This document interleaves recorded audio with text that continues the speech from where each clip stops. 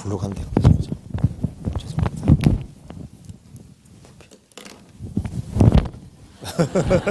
일단 내려놓고 좀 괜찮은 것 같은데, 예, 같이 기도하시겠습니다.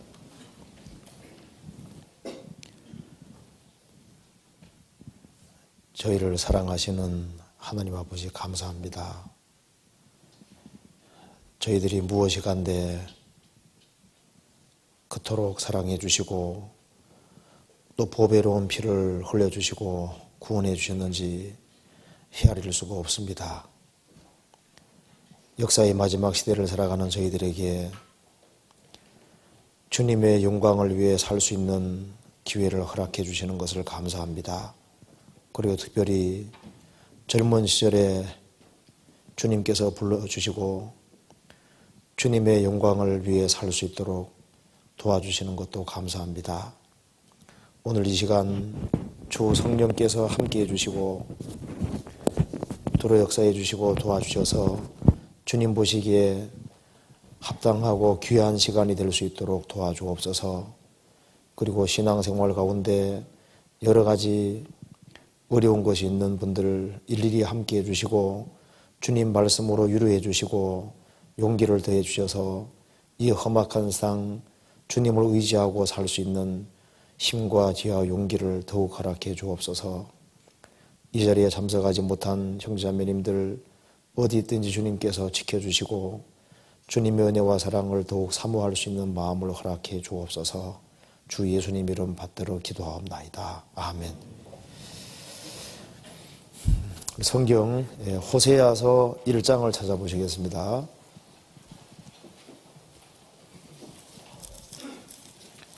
호세아서 1장입니다.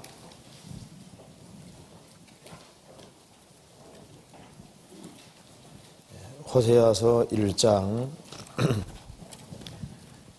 2절입니다. 2절. 2절에 여호와께서 비로소 호세아로 말씀하신디라. 여호와께서 호세아에게 이르시되 너는 가서 음란한 아내를 취하여 음란한 자식들을 낳아라. 이 나라가 여호와를 떠나 크게 행음함이니라. 4절. 여호와께서 호세아에게 이르시되 그 이름을 이스라엘이라 하라. 조금 후에 내가 이스라엘의 피를 여호와의 집에 갚으며 이스라엘 족속의 나라를 피할 것임이니라. 그리고 7절입니다. 그러나 내가 유다 족속을 긍휼히 여겨서 저희 하나님 여호와로 구원하겠고 활과 칼이나 전쟁이나 말과 마병으로 구원하지 아니하리라 하시니라. 거기까지입니다.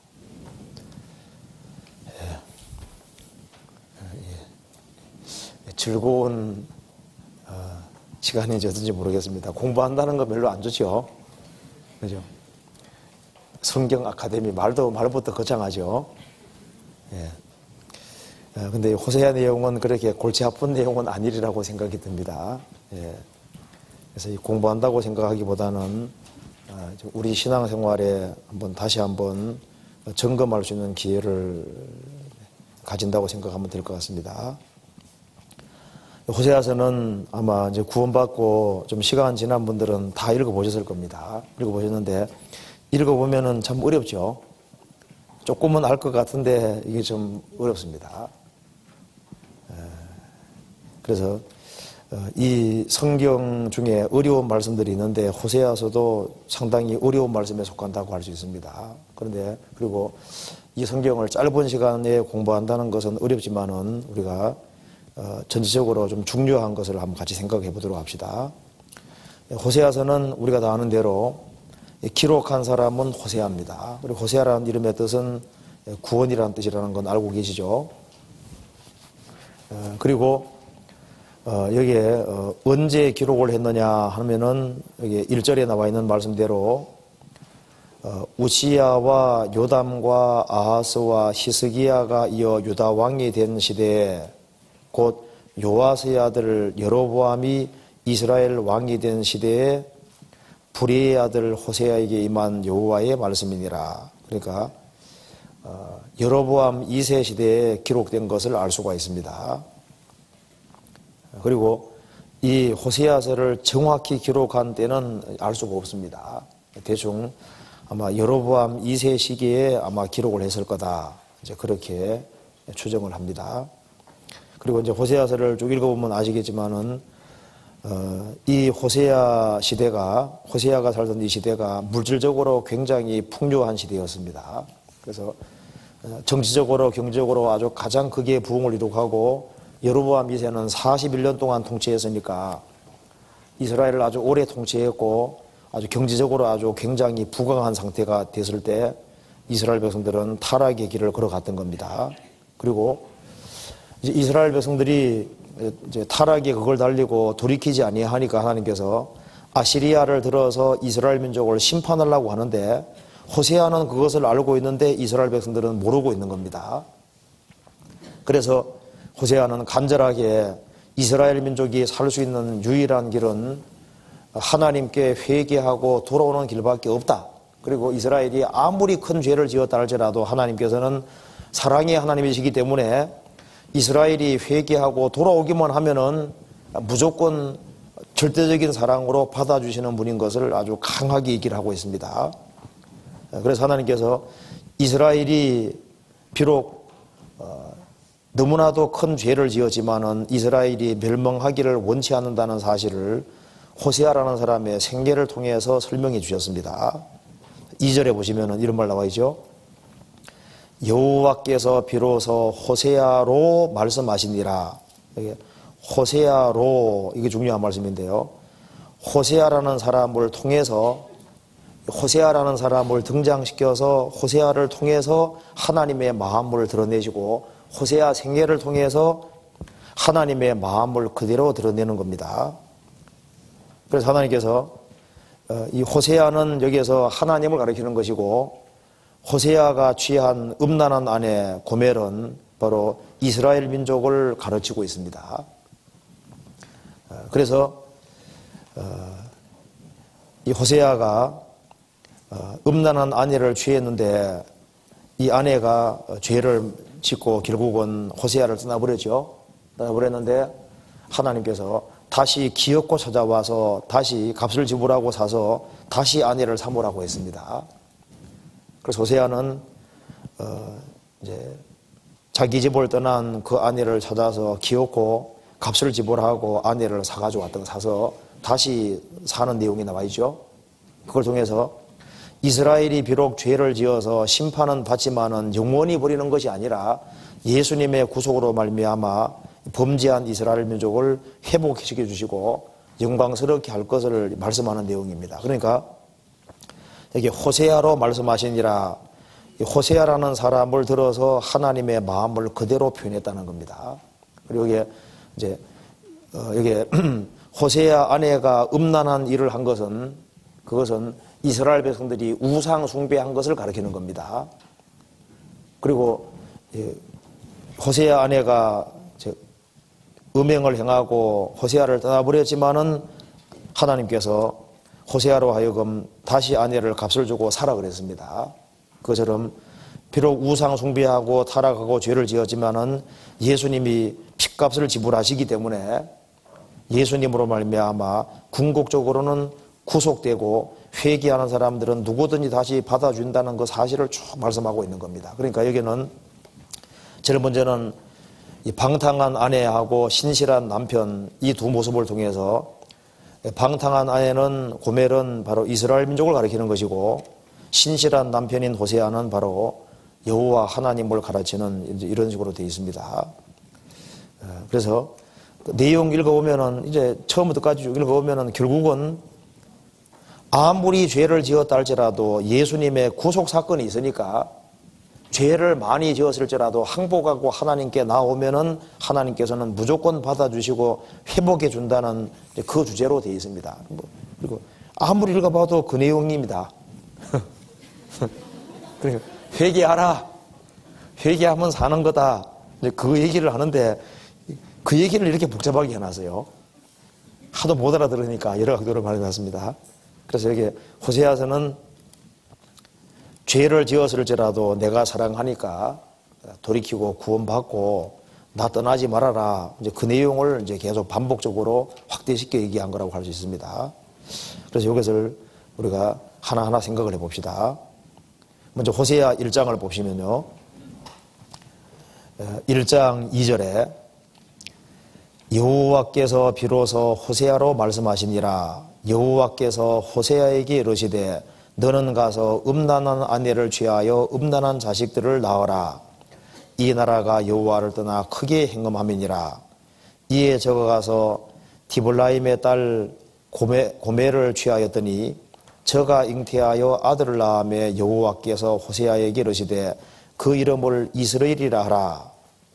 조금 후에 내가 이스라엘의 피를 여호와의 집에 갚으며 이스라엘 속의 나라를 피할 것임이니라. 그래서 하나님께서 이 고멜이 아들을 낳았을 때 이름을 이스라엘이라고 짓게 했고, 이제 그것은 이제 이스라엘 나라가 분명히 망한다, 이제 그걸 보여주기 위해서라고 했습니다. 그래서 기원전 722년에 실제로 북이스라엘은 망해버렸습니다.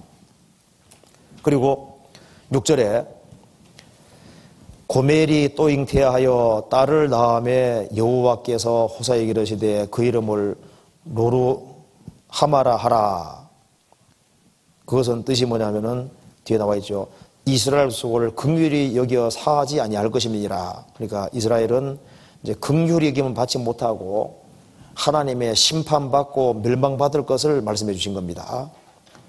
그렇지만은 하나님께서 유다 족속은 긍휼히 여겨서 하나님께서 유다 족속은 아수리아 손에서 구원할 것이다.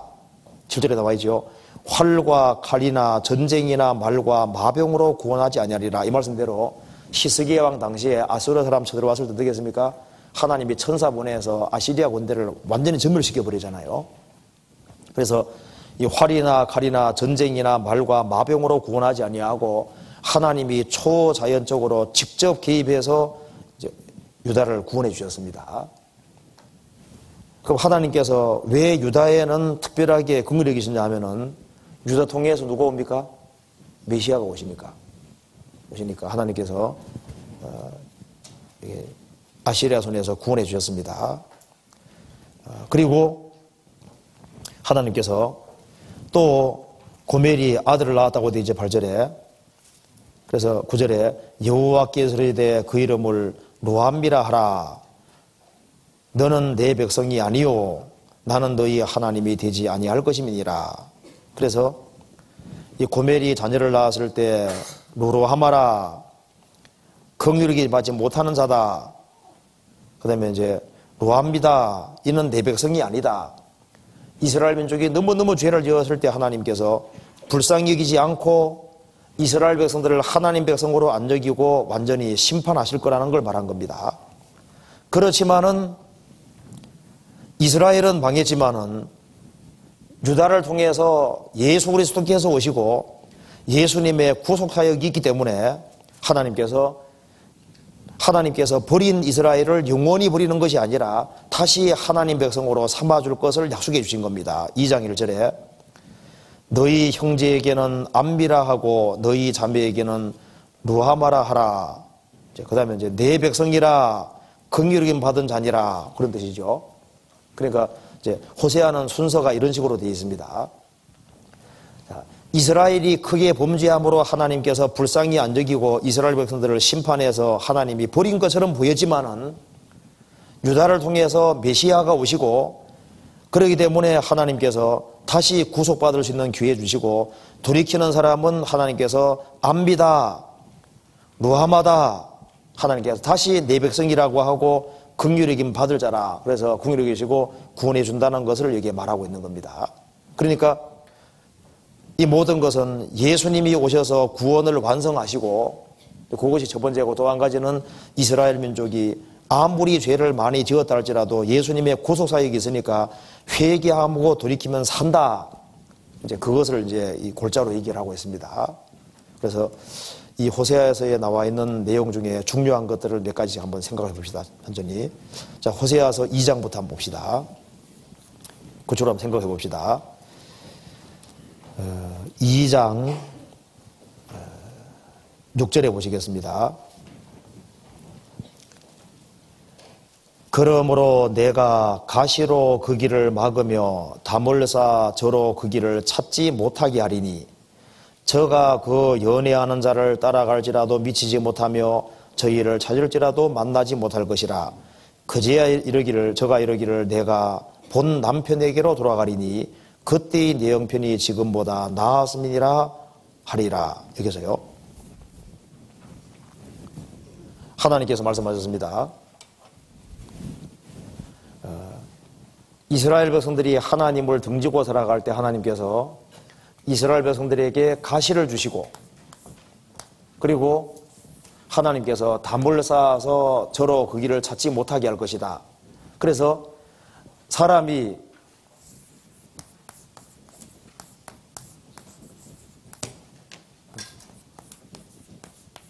하나님을 사랑하고 하나님을 연애하도록 이렇게 원래 지어놨는데, 여기 연애하는 자가 바로 우상입니다. 우상. 여기 본 남편은 누굽니까?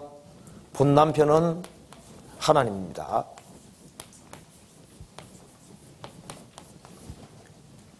그러니까 하나님이 본 남편인데 본 남편을 버리고 이제 우상을 연애하고 우상을 따라가는 겁니다. 그래서 이 본 남편 대신 하나님을 버리고 우상을 따라가면은 결국은 멸망이지 않습니까? 그래서 하나님께서 이 본 남편 대신은 하나님께 돌아오도록 하기 위해서 이스라엘 백성들에게 많은 가시를 주시고 나중에는 담을 쌓아서 사방이 완전히 막히게 만든 겁니다. 그래서 하나님 등지고 살아가니까 많은 가시와 슬픔이라는 것이 있었습니다. 그리고 그래도 가시길을 헤치고 곁길로 계속 가니까 하나님이 담을 쌓아서 사방이 완전히 막히게 하시고 코너에 완전히 몰리니까 이제 본 남편에게로 돌아갈 것이다. 이제 그렇게 얘기를 했죠. 이것이 호세아서의 또 핵심 주제가 되는 겁니다. 고멜도 호세아를 버리고 딴 남자를 찾아가 다녔지만은 거기에서 진정한 행복이 없고 우리 고통만 가정될 뿐이었습니다. 그래서 내가 본 남편에게로 돌아갈 것이다. 똑같은 얘기죠. 그래서 여기에 가시로 길을 막으며 담을 쌓아 저로 그 길을 찾지 못하게 할 것이다. 이것은 성경 전체를 한마디로 요약한 거라고 할 수도 있습니다. 그래서 2페이지부터 한번 봅시다. 하나님께서는 이 가시와 담을 주는데 그거 알고 보면 그것이 사랑이었습니다. 사랑. 그래서 여기 성경에는 크게 세 종류의 가시가 나오는데 구원받게 하기 위한 목적으로 주시는 가시가 있고 징계의 목적으로 주시는 가시가 있고 더 차원 높은 목적을 위한 가시, 이렇게 세 종류의 가시가 있습니다. 내가 가시로 그 길을 막으며 담을 쌓아 저로 그 길을 찾지 못하게 할 것이다. 패역한 자의 길에는 가시와 울무가 있거니와, 이 말씀대로 이 하나님을 등지고 살아가는 길은 평탄치를 못하도록 되어 있습니다. 그래서 하나님을 등지고 살아가면 잘 되는 것처럼 보이지만은 거기에는 가시가 있고 울무가 있고 계속 곁길로 가면은 담을 쌓아 사방을 완전히 막히게 해서 하나님께 항복하게 만드시는 겁니다. 그래서요, 대다수가 고통 속에서 주님을 찾도록 되어 있습니다. 요한복음 2장에 왕의 신하는 그 왕의 신하니까 아주 권세가 있지 않습니까? 그런데 그 자기 아들이 병들었을 때 자기 힘으로 어찌할 수 없는 상황이 생기니까 할 수 없이 이제 예수께 나와서 병도 고침받는 동시에 구원까지 받는 이제 그런 역사가 있었습니다. 소경 거지 바리메오도 여리고성에서 제일 비참한 사람입니다. 소경이고 동시에 거지니까 이중고를 긋고 있는 사람이죠. 소경 중에도 부자가 있거든요. 소경이면서 거지니까 이 여리고 지역에서 제일 불쌍한 사람 누구냐 하면 소경 거지 바리메오인 거예요. 그런데 그는 가장 큰 곤궁고와 고통 속에 있었기 때문에 세상에는 소망을 둘 수가 없는 사람인 겁니다. 그래서 예수께서 지나가신다는 말을 들었을 때 그 예수님께 아주 적극적으로 부르짖었고 그래서 마침내 구원을 받았습니다. 그래서 가장 궁궁과 고통 속에 떨어지지만은 사실은 가장 행복한 사람이 됐던 겁니다. 삭개오는 난장이라고 되지 않습니까? 키가 너무 작아요. 그래서 세리장이지만은 자기 콤플렉스가 하나 있는 겁니다. 그 키가 작다고 하는 그 콤플렉스가 그 사람을 겸손하게 만들어 주셨었고 그래서 영원한 것을 갈구하고 주님을 갈구하는 계기가 됐던 겁니다. 그래서 이 키가 작은 것이 항상 자기에게 가시가 됐고 자기를 고통스럽게 만들어 그래서 자기 마음을 낮아지게 만드는 계기가 됐던 겁니다. 이 사복음서 읽어보면은 대다수가 고통 속에서 주님께 나왔습니다. 이사야 38장에도 히스기야 왕도 병들어 죽게 됐을 때 구원받았잖아요. 보옵소서 내게 큰 고통을 더하신 것은 내게 평안을 주리 아심이라. 주께서 나의 영혼을 사랑하사 멸망의 구덩이에서 건지셨고 나의 모든 죄는 주의 등 뒤에 던졌나이다. 자기의 모든 죄가 예수님 등 뒤로 넘어간 걸 언제 깨달았냐면은 죽음에 임박해서 병들어 죽게 됐을 때 그걸 깨달았습니다. 우리 주변에 누가 구원받은지 한번 봐봐요. 다 간증하는 거 보면 만사 형통할 때 구원받은 게 보다는 다 이게 여러 가지 어려운 게 있어가지고 구원받는 겁니다. 어떤 사람은 감옥에 가서도 구원받는 사람이잖아요. 감옥이라는 그 고통 속에서 구원받는 사람도 있고 십자가에 펴주고 하던 강도도 십자가 달려서 얼마나 고통스러웠겠습니까?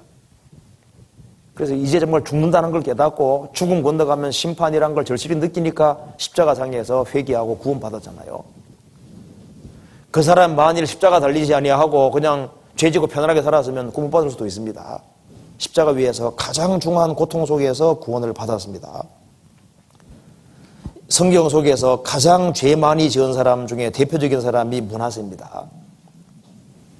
아마 이스라엘 역사 속에서 므낫세만큼 죄 많이 지은 사람은 없어요.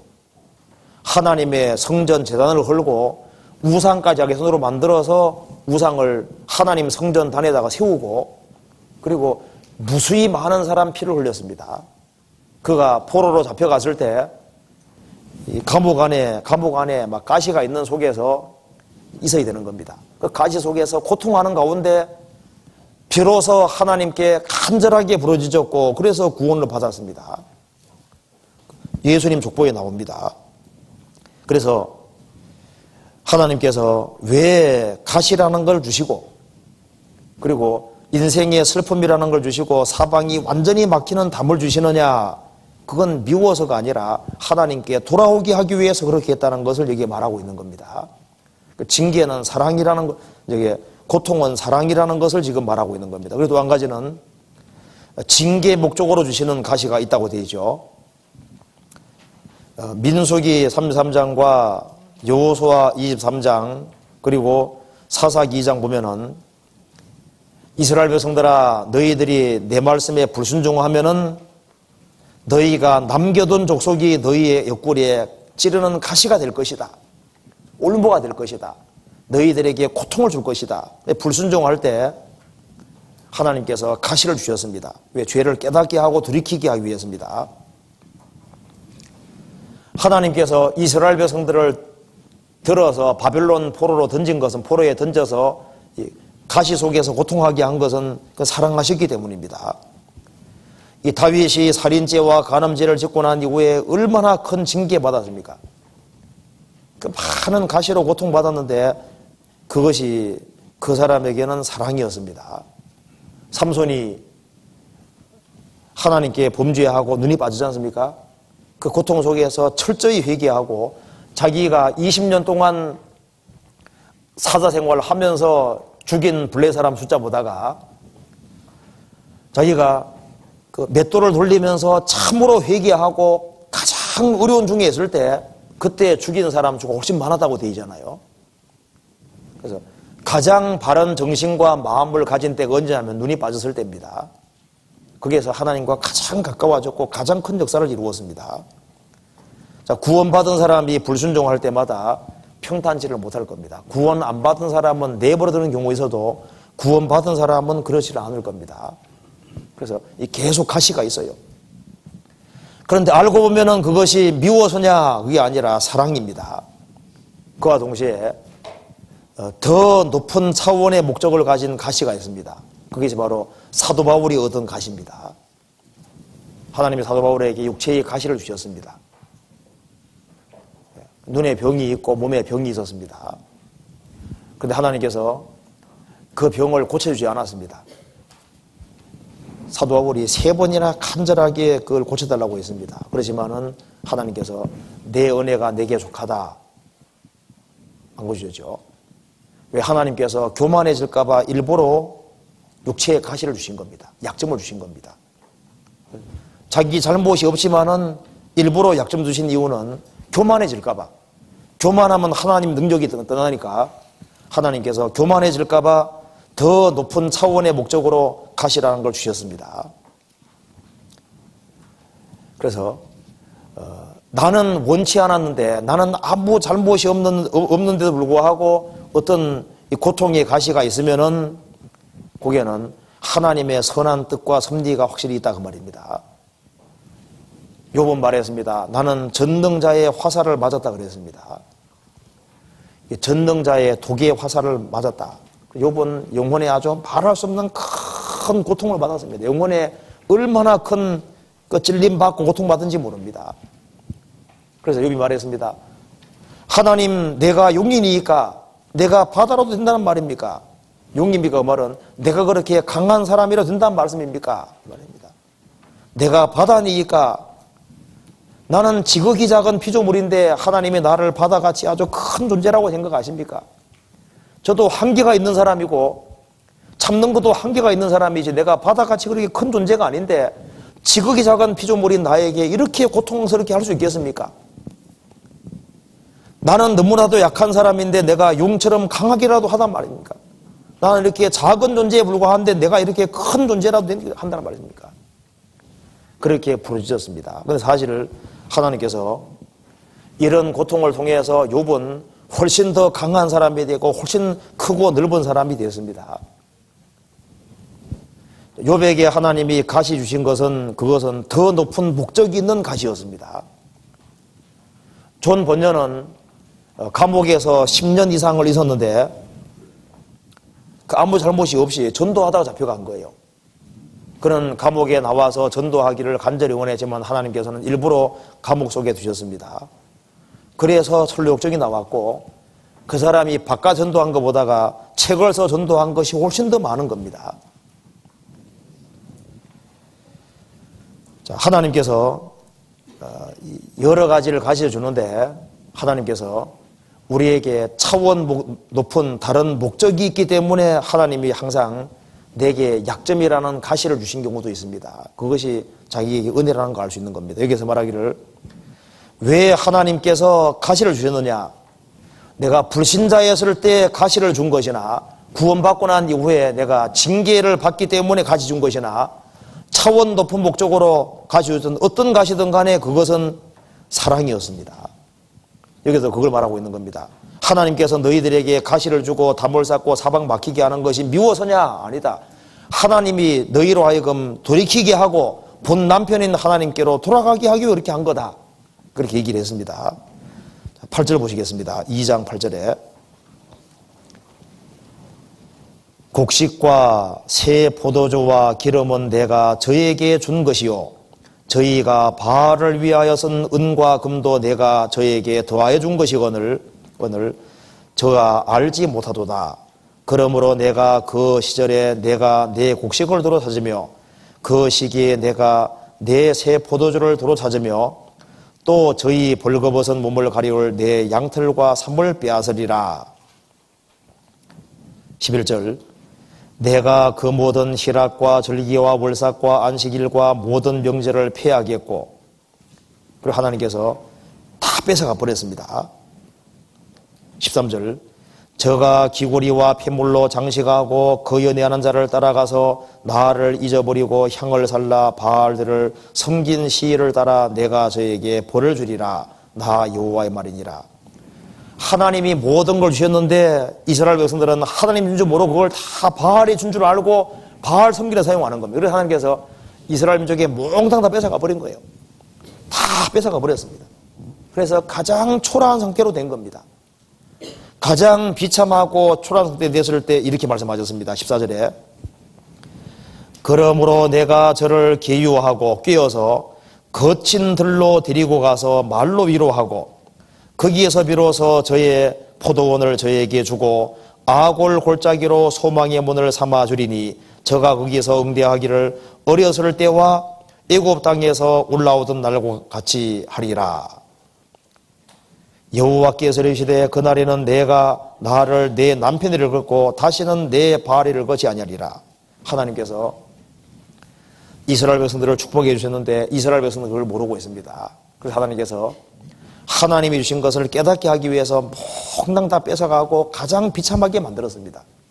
그때 이스라엘 백성들은 이거 바알은 가짜구나. 그리고 우상이 내게 줄 수 있는 것이 아니구나 하는 걸 확실히 깨달았습니다. 그때 하나님께서 거친 들로 데리고 가서 그리고 말로 위로했다고 되죠. 봐라. 이 모든 것의 근원은 바로 내가 내고 우상이 준 것이 아니지 않느냐. 그 이스라엘 백성들이 회개하고 자기 잘못을 깨우치고 가장 비참하게 됐을 때 하나님께서 말로 위로하고 15절에 거기에서 비로소 저의 포도원을 저에게 주고 하나님 뺏어갔던 것을 다시 돌려주시는 겁니다. 하나님이 주신 것을 확실히 깨달을 때까지 뺏어가시고 그걸 확실히 깨달았을 때 하나님이 다시 다 채워주시는 거예요. 하나님은 취해가기도 하지만 또 채워주기도 하시는 분인 겁니다. 저희에게 주고 아골 골짜기로 소망의 문을 삼아주리니 아골 골짜기 밑에 환난 골짜기라고 되어 있죠. 가장 비참한 환난 속에 이스라엘 떨어졌습니다. 환난 속에서 아무것도 없는 거예요.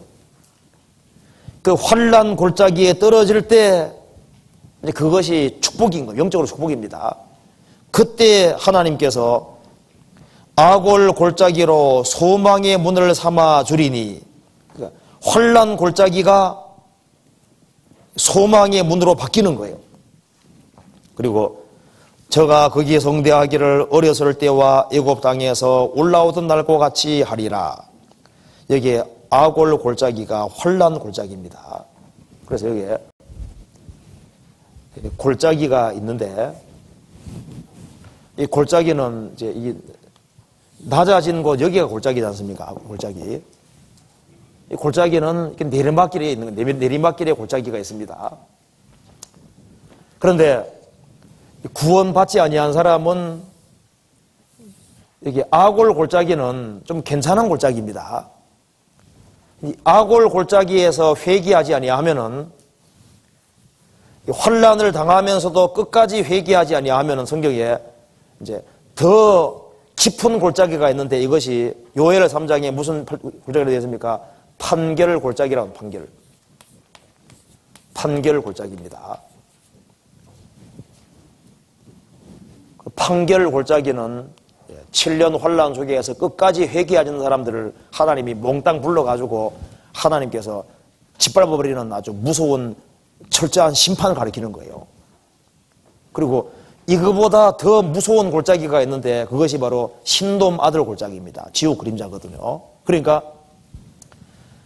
회개하지 않는 하나님께서 회개하도록 하기 위해서 아골 골짜기 주시는데 아골 골짜기에서 그 환난을 받으면서도 안 돌이키면 주님께서 더 깊은 판결 골짜기를 주시고 거기에서도 안 돌이키면은 그 흰놈 아들 골짜기 여기가 이제 게헨나가 되고 지옥이 되는 겁니다. 음부 구덩이 맨 밑에까지 빠지리로다. 그리고 이 아골 골짜기에서 회개하는 사람, 이제 그 사람은 하나님께서 선한 목적으로 여러 골짜기를 통행하게 하십니다.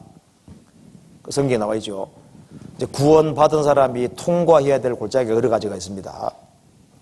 무슨 골짜기로 나와 있습니까? 성경에 나와 있기를 성도가 통과하는 것은 눈물 골짜기, 그 박하 골짜기라고 성경에 나와 있죠. 84편에 시편 84편에 눈물 골짜기를 통행해야 되고, 그 다음에 전투의 골짜기도 통과해야 됩니다. 어차피 구원받고 나면은 영적인 전쟁을 통과할 수밖에 없어요.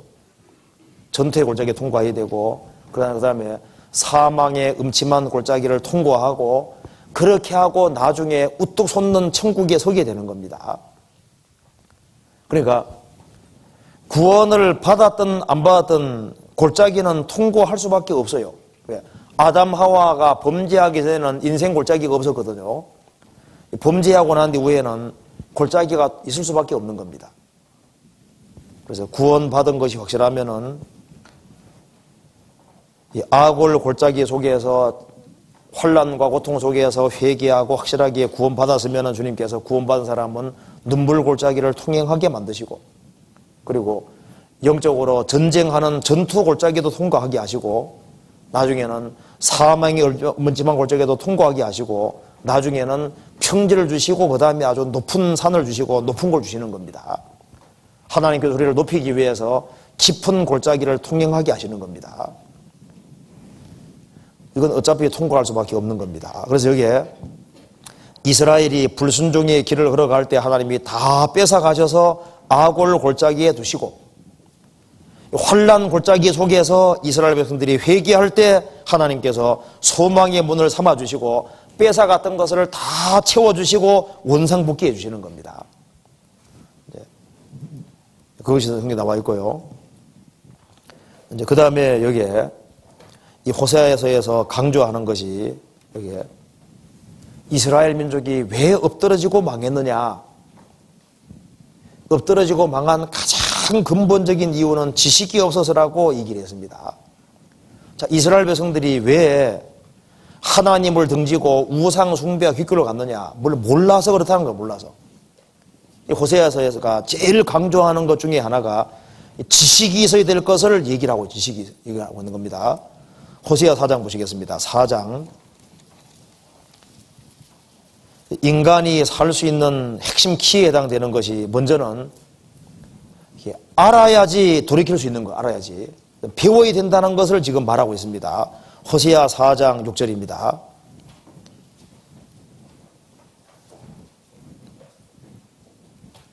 이게 4장 1절부터 잠깐 보면은요. 이스라엘 자손들아, 여호와의 말씀을 들어라. 여호와께서 이 땅 거민과 정변하시나니, 이 땅에는 진실도 없고 인애도 없고 하나님을 아는 지식도 없고, 그래 되죠. 하나님 아는 지식도 없고. 6절 같이 읽어봅시다. 내 백성이 지식이 없으므로 망하는도다. 내가 지식을 버렸으니 나도 너를 버려 내 제사장이 되지 못하게 할 것이요, 내가 내 하나님의 율법을 잊었으니 나도 내 자녀들을 잊어버리리라. 자, 깨닫지 못하는 백성은 패망하리라. 제가 어제인가 그저께인가 제가 한번 책을 보니까 이런 내용이 나오더라고요. 한 대형 교회인데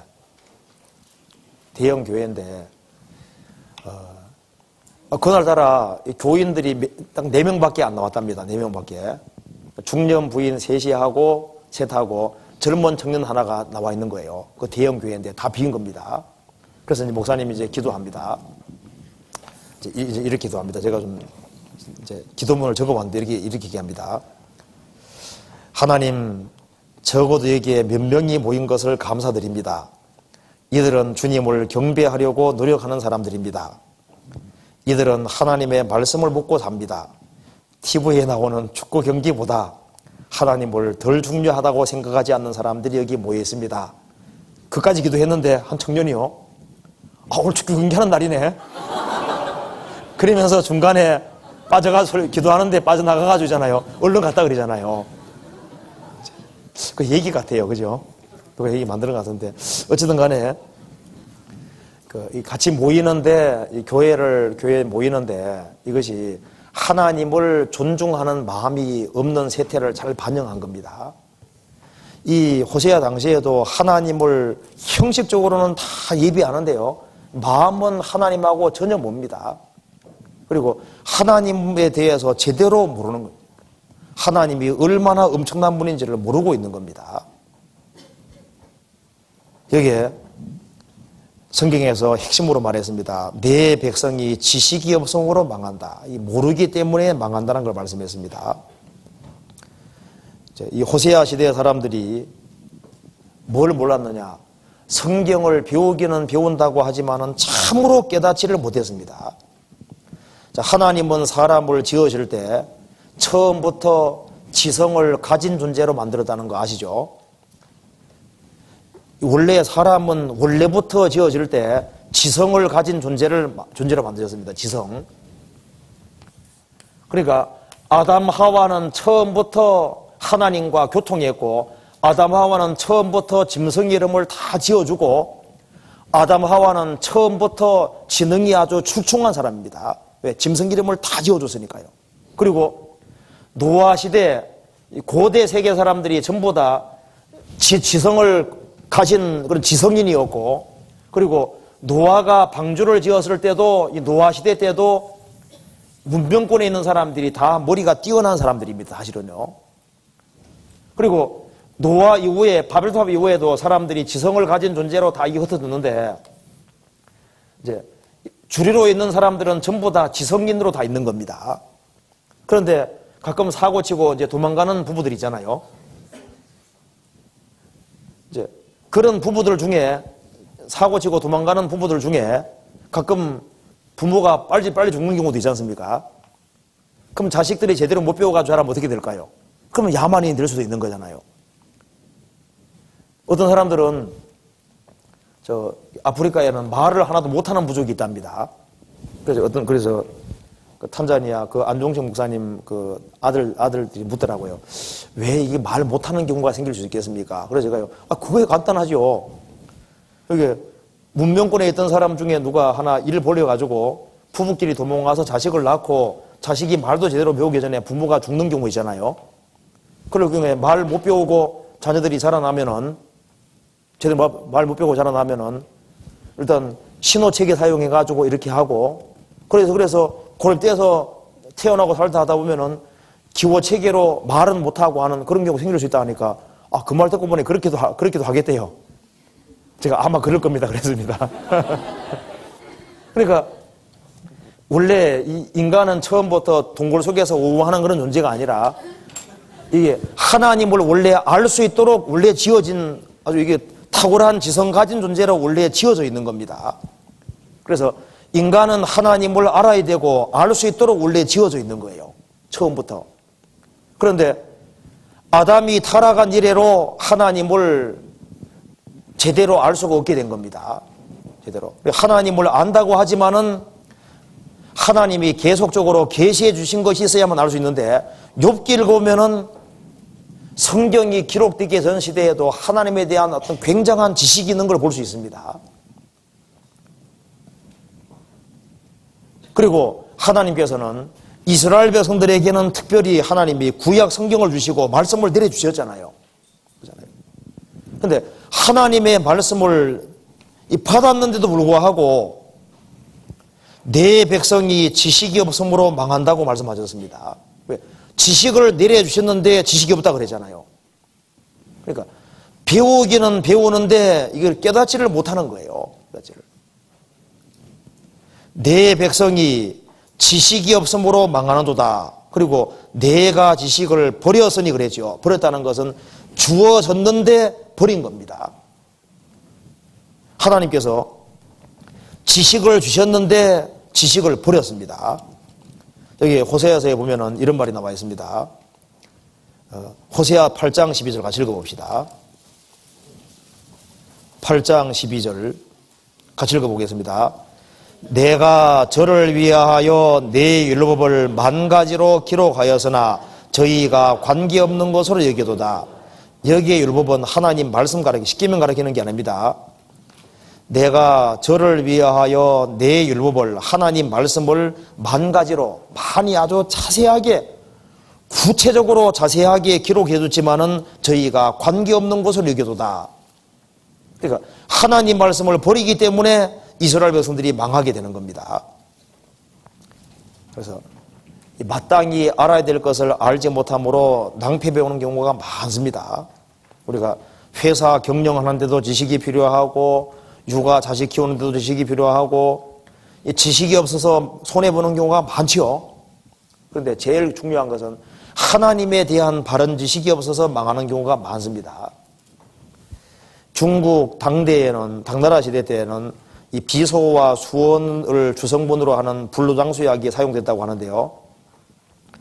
당나라 역대 왕들은 자신들이 영원히 늙지 않기를 원하면서 이 약을 상용했으나 그 결과는 정반대였습니다. 고열과 마비가 오고 목이 마르고 심한 경우에는 정신 이상 증세를 보였고 그래서 수은 중독으로 많은 사람이 죽었습니다. 황제들이요. 그리고 로마도 마찬가지인데 로마도 전부 다 이 수도관 자체가 다 납으로 된 관이기 때문에요. 납 중독으로 정신병자들이 많이 생겼다고 하잖아요. 요즘은 감히 상상도 안 되죠. 왜? 납으로 관 만들기 쉬우니까 납 가지고 온갖 거 만들어가지고 사용하는가? 이 납에 중독돼가지고 많은 사람들이 미치기도 하고 이제 그렇게 정신병자들이 이렇게 많았다 그러지 않습니까? 무식하면 용감하다는 말이 확실합니다. 제가 고흥에 전도 집회 갔을 때 소록도에 이제 갔다가 어시장을 들렀는데 어시장에 이상한 물고기가 하나가 보이더라고요. 그래서 제가 이렇게 침 같은 것도 막 나와 있는 아주 이상한 물고기인데 그래서 제가 야 물고기가 이상해가지고 제일 처음에는 볼펜 가지고 건드렸거든요. 그 다음에 가만히 있으니 그 다음에는 이제 손 가지고 건드렸습니다. 근데 그 옆에 있는 분이 얼른 손 치우라고 이렇게 하더라고요. 손 치우라고. 왜? 거기에 쏘이면은 집회를 못 한답니다. 그 독이 있는 겁니다. 쇠임에게 물리면은, 이제 쏘이면은 무조건 병원에 가야 된답니다. 제가 왜 쇠임을 함부로 만졌을까요? 모르니까. 무식하니까. 그 동네 사람들이 다 하는 것을 저는 몰랐습니다. 무식하니까 용감하고, 용감하니까 이제 그렇게 하는 거예요. 사람들이 무식하니까 하나님 말씀을 버리는 겁니다. 하나님이 정답을 내려주셨는데 정답이 바로 성경이지 않습니까? 하나님 만 가지로 자세하게 이렇게 해주는데 관계없는 걸로 여기도다. 그러니까 이 성경을 버리면은 일단 지혜가 없어지게 되는 겁니다. 지금 여기에 성경에 이런 말씀 나와 있는 거 보셨죠? 시편 138편에 주께서 주의 말씀을 모든 이름 위에 높게 하셨습니다. 이런 말씀이 있습니다. 주께서 주의 말씀을 주의 모든 이름 위에 높이셨습니다. 주의 모든 이름. 세상에는 주님의 이름보다 높은 건 없습니다. 그런데 주의 이름보다가 더 높여놓은 것이 말씀이라고 했습니다. 하나님이 우주에서 제일 높여놓은 것은 말씀이고 하나님도 말씀 밑에 내려갔다는 말씀입니다. 그러면 우리가 아는 대로 하나님은 얼마나 높으신 분이냐 하면은 지구가 있으면은 우리 생각을 끝없이 펼쳐도 더 높으신 분이잖아요. 무한히 높으신 분이 하나님이신데 그 무한히 높으신 그 하나님도 말씀 밑에 내려오셨다 그 말입니다. 말씀 밑에. 주께서 주의 모든 말씀을 주의 모든 이름 위에 높게 하셨습니다. 주님이 제일 높여놓은 것이 말씀입니다. 그래서 예수님 말씀하셨습니다. 그러나 율법의 한 획이 떨어짐보다 천지 없음이 시우리라. 성경의 한 획을 천지하고 비교해놨으니까 이 성경 말씀의 한 획을 천지하고 비교했으니까 이 성경 획수만큼 천지가 많아도 성경이 더 무게가 나간다는 말씀입니다. 그리고 하나님께서도 말씀 밑에 자신들을 얽어맸습니다. 그래서 내가 세상을 홍수로 멸하지 아니하리라 이렇게 하나님이 말을 바래놓으면은 이 말씀에 하나님도 걸리는 겁니다. 인간이 아무리 화나게 해도 물로는 심판할 수 없게 돼버리는 겁니다. 그렇죠. 먼저 그의 나라와 그 일을 구하면 모든 걸 더하리라 이렇게 말을 바래놓으면은 먼저 그 나라와 그 일을 구하는 사람이 있으면 반드시 말씀대로 안 해주면은 하나님 부도 내버리는 거예요. 하나님께서는 이렇게 많은 말씀을 발해놨으니 이 모든 말씀을 다 지켜야 되니까 이 말씀 밑에 자신을 얽어매신 거다 그 말입니다. 인간 축복해 주려고. 그리고 하나님은 이 말씀대로 안 할 수 없으니까 이 말씀 밑에 내려갔으니까, 그리고 이 말씀은 예수님 말씀했죠. 저희를 진리로 걸어가기에 앞서서 아버지의 말씀은 진리니이다. 이 성경이 진리라는 것은 정답, 성경은 정답을 말씀하고 있으니까 그리스도인들은 아무래도 헤맬 필요가 없는 거예요. 네. 답이 다 주어 있으니까. 그런데 정답이 있는데 정답을 버리고 자기 수단 방법대로 하면은 안 되는 것이 당연한 일이거든요. 말고요. 그래서 이 제일 불행한 것이 하나님 말씀에 명백히 그렇게 되어 있는데 그걸 알면서도 곁길로 가면요 무조건 손해보도록 되어 있는 겁니다. 무조건. 우리가 구원받고 처음에는 설마 하는데 날이 가면 갈수록 성경에 명백히 나와 있으면 그건 넘어가면 무조건 손해보는 거예요. 무조건. 왜? 이것은 몇 살 되신 분이 쓴 거냐 하면은 6,000살 되신 분이 쓰신 겁니까? 영원히 계신 분이 쓰신 겁니까? 영원. 그러니까 처음부터까지 다 하시는 분이 썼으니까 내가 잘 못 배워서도 이 성경의 확고한 말씀들을 붙잡고 있으면 그 사람이 제일 지혜로운 사람 되는 겁니다. 그러니까 이 하나님께서 사람을 사랑해서 아주 망가지란 말은 아주 많이 아주 구체적으로 자세하게 써주셨는데 그것을 버렸다 그 말입니다. 호세아 4장 다시 한번 봅시다. 4장에 6절에 그렇게 되어 있죠.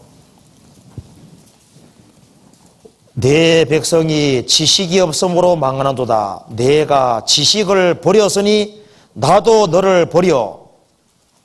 자, 내가 하나님의 지식, 하나님 말씀을 버렸으니 나도 너를 버리려 나가죠. 말씀은 하나님을 대신하는 겁니다. 그래서 말씀을 붙잡는 사람은 하나님께서 하나님 붙잡는 사람으로 보시는 거예요.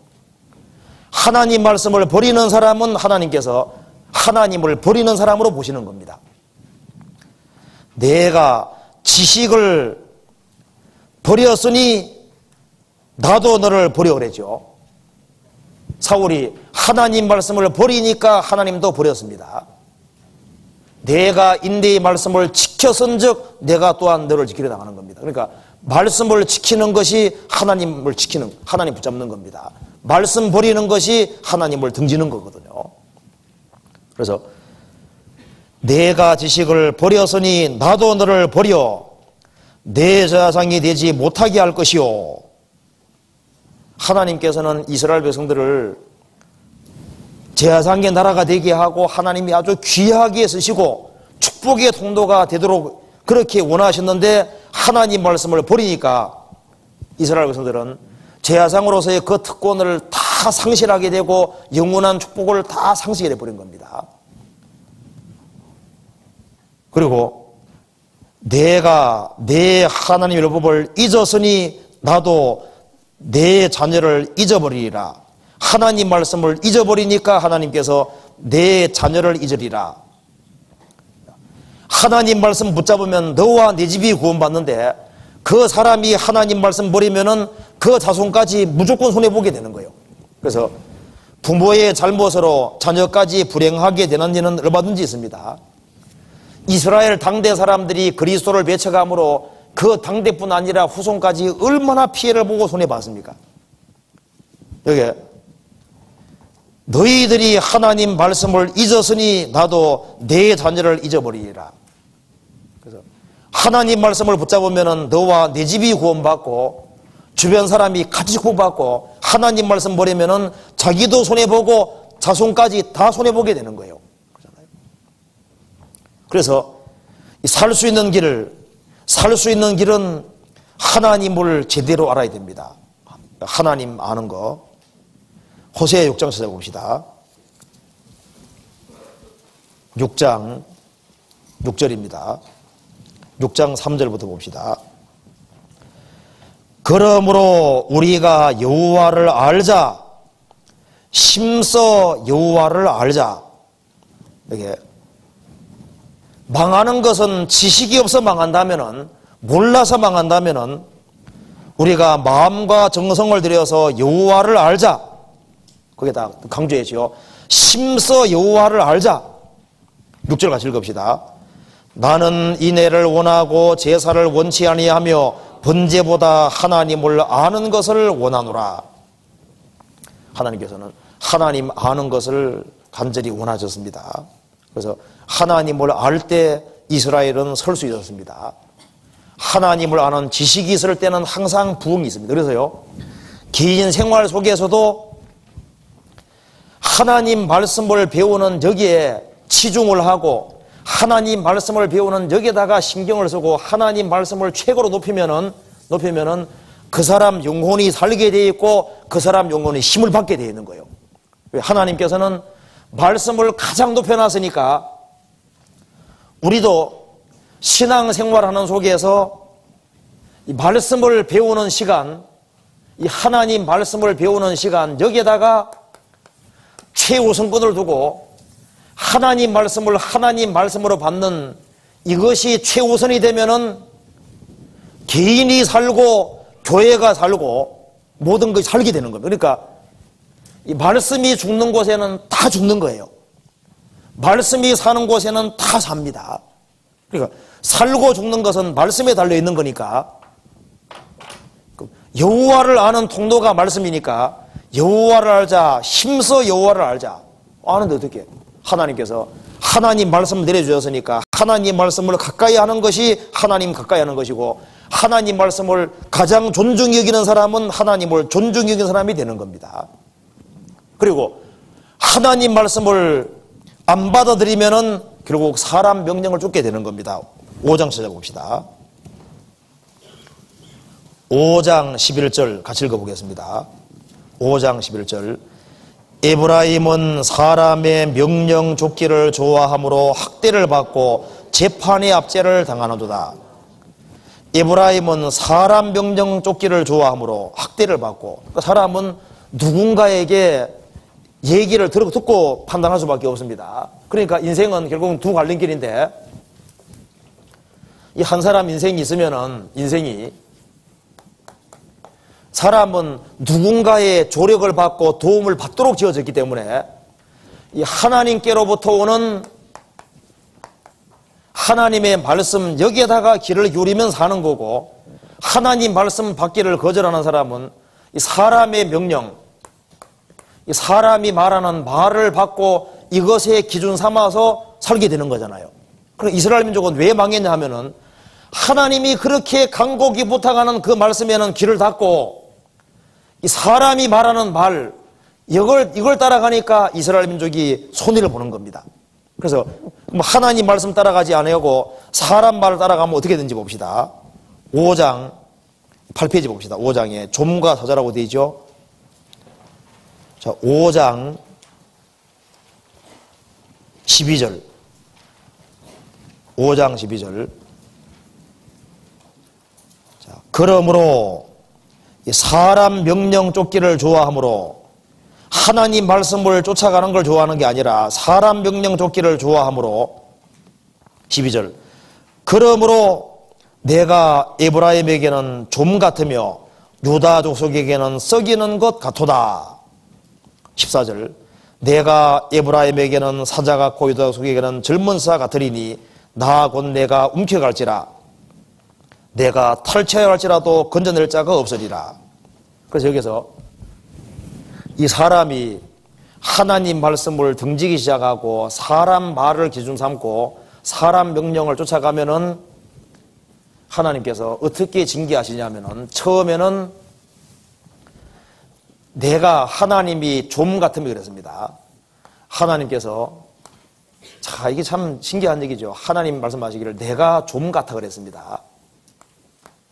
하나님이 좀 같으며 내가 너희에게 젊은 사자가 될 것이다. 좀은 눈에 띄지 않게 피해를 입히는 겁니다. 그렇죠?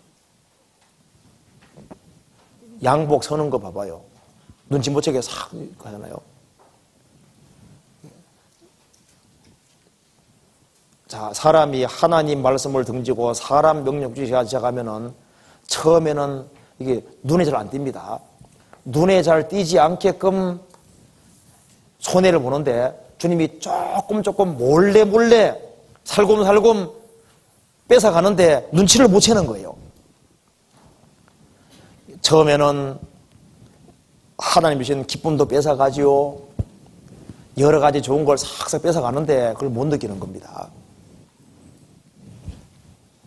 그래서 이 하나님 말씀을 등지고 사람 말을 쫓아 따라가면은 내가 처음에는 좀과 같은 모습으로 싹 뺏어가고, 그래도 끝까지 안 돌이키면은 내가 에브라임에게는 사자 같고 유다족에게는 젊은 사자가 되리니 나 곧 내가 움켜갈지라 내가 탈취할지라도 건져낼 없으리라. 사자는 눈에 띄잖아요. 눈에 보이는 모습으로 하나님께서 아주 강력하게 심판해서 아주 몽땅 뺏어가고 철저하게 심판할 것을 말씀하셨어요. 그러니까 하나님께서 사람이 불순종에 하나님 말씀을 등지고 불순종 길을 갈 때 처음부터 크게 두들겨 패는 게 아닙니다. 처음에는 몰래 빼서 조금씩 갑니다. 개 손해보고 있는데 모르고 있는 겁니다. 그러다가 끝까지 안 돌이키면 하나님께서 아주 무섭게 나타나셔가지고 아주 강하게 심판 드리는 이제 그런 모습이 있는 겁니다. 그렇죠? 꼭 이 순서가 맞습니다.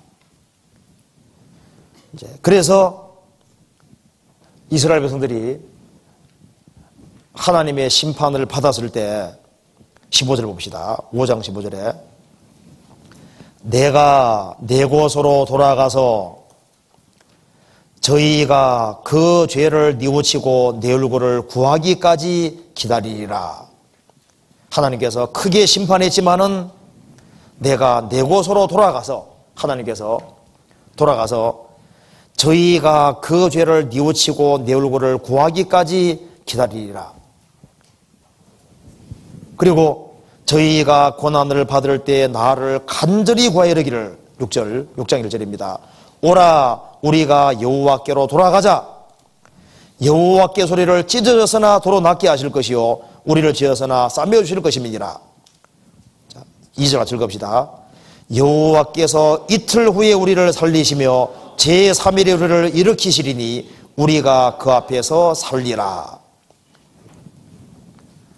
이스라엘이 하나님께 불순종하고 사람의 명령 주기를 좋아함으로 하나님께서 몰래 손해를 주다가 나중에는 사자 같은 모습 나타나셔서 아주 이스라엘을 아주 심하게 심판했습니다. 이스라엘이 철저하게 망하게 됐을 때 하나님께서는 회개하기까지 기다리십니다. 이스라엘이 정말 참으로 회개하고 하나님께 돌아갈 때 하나님께서 이스라엘 백성들을 다시 회복시켜 주시는 거예요. 오라 우리가 여호와께로 돌아가자. 우리를 찢으셨으나 도로 낫게 해주실 것이다. 그래서 여호와께서 이틀 후에 우리를 살리시며 제3일을 우리를 기르시니 우리가 그 앞에 살리라. 제3일이 뭡니까? 제3일이 예수님이 십자가에 죽으시고 부활한 날을 가리킵니다. 사복음서 보면은 제3일에 나오는데 제3일이 뭡니까? 예수님이 십자가 죽으시고 부활하신 날입니다. 예수님이 부활하신 날,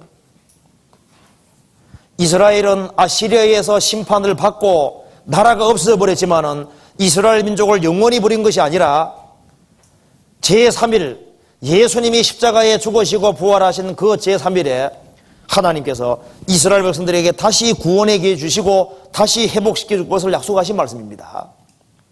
제3일에는 살리라. 그래서 이스라엘이 비록 죄를 지었지만은 다시 자기 죄를 깨닫고 참으로 뉘우치고 돌이켰을 때 하나님께서 은혜를 다시 내려주시는 겁니다. 3절, 6장 3절입니다. 그러므로 우리가 여호와를 알자. 힘써 여호와를 알자. 그의 나오심은 새벽빛같이 일정하니 비와 같이 땅을 적시는 늦은 비와 같이 우리에게 임하시리라 하라. 이게 무슨 말씀이냐면은 그의 나오심은 새벽빛같이 일정하시다. 이 밤과 낮이 항상 교체가 되고 밤이 있으면 항상 낮이 오지 않습니까? 그것처럼 그분의 나오심은 새벽 빛같이 일정하시다.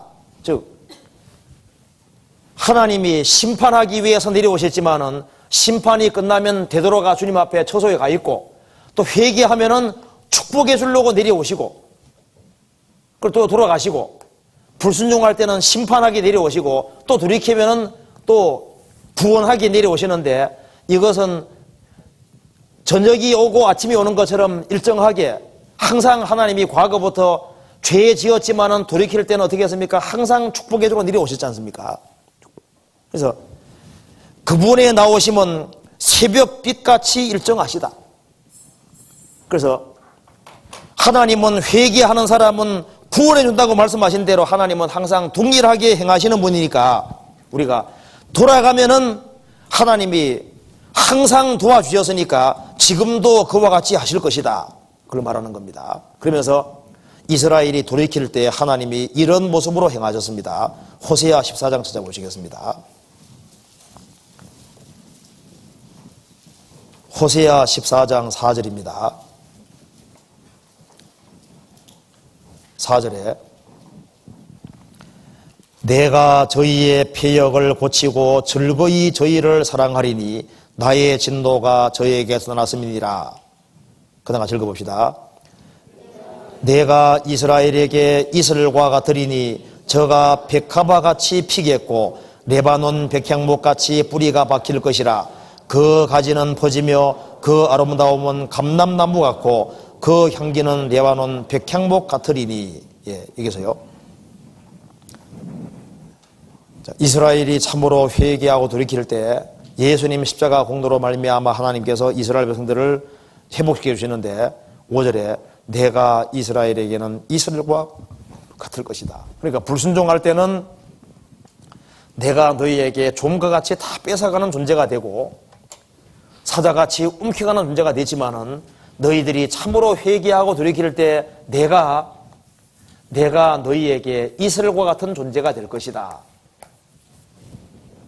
그래서 내가 너희들에게 이 좀과 같은 모습으로 몰래 뺏어갔지만은 이제는 이슬과 같은 모습으로 고요하게 내려오는 이슬처럼 내려와서 너희들을 축복해 줄 거라는 걸 말씀했습니다.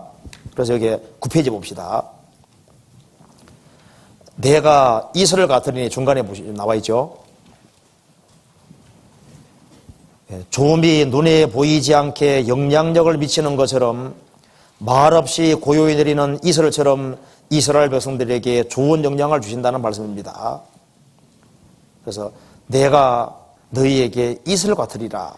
그래서 나의 교훈은 내리는 비요 나의 말은 맺히는 이슬이 그런 말씀이 나와 있죠. 하나님께서 고요히 내리는 이슬과 같은 모습으로 다가오셔서 이스라엘을 축복해 주시는 겁니다. 그래서 이슬은 온유하고 부드러운 가마력을 가졌으나 그 결과는 지대하다. 이슬은 부드럽다. 이것이 이슬의 가장 큰 속성이다. 생명 있는 곳에 이슬은 큰 영향력을 발휘한다. 이슬처럼 소리 없는 가마력이 있다. 하나님은 본질적으로 온유하심으로 이슬과 같이 다가오신다. 이슬은 조용하면서도 가시적인 결과를 나타낸다. 식물이 항상 자결하는 태양빛을 받는다면 곧 시들고 마르게 된다. 그러나 한낮에 뜨거운 태양이 사라지고 밤이 되면 이슬이 소리 없이 내려앉는다. 그 이슬을 품은 식물은 생기를 되찾고 자연은 신선한 모습을 드러낸다. 연못에서 올라오는 안개와 달리 이슬은 하늘에서 내려온다. 성령의 가마는 하늘에서 내려와 우리에게 가장 큰 영향을 미친다. 그래서 내가 이스라엘은 이슬과 같을 것이다. 그래서 저가 백합화같이 피어날 것이다. 백합화같이 피어나겠고 그래서 향기를 내게 되고 백합화같이 피겠고 활짝 피게 되겠고 레바논의 백향목같이 뿌리가 박힐 것이다. 우리가 하나님이 역사하시면은 아주 신속하고 견고하게 성장해서 뿌리가 아주 박히게 될 것이고 백향목은 다른 나무보다 땅이 아주 깊이 박힙니다. 아주 견고하게 서게 될 것이고, 그리고 6절에 그 가지는 퍼지며 그러죠. 그 가지는 퍼지며, 레바노의 백향목은 어떤 나무보다가 가지가 넓게 퍼집니다. 폭이 아주 넓게 영향을 미치게 되고, 그 아름다움은 감람나무 같고 그 향기는 레바논의 백향목 같을 것이다.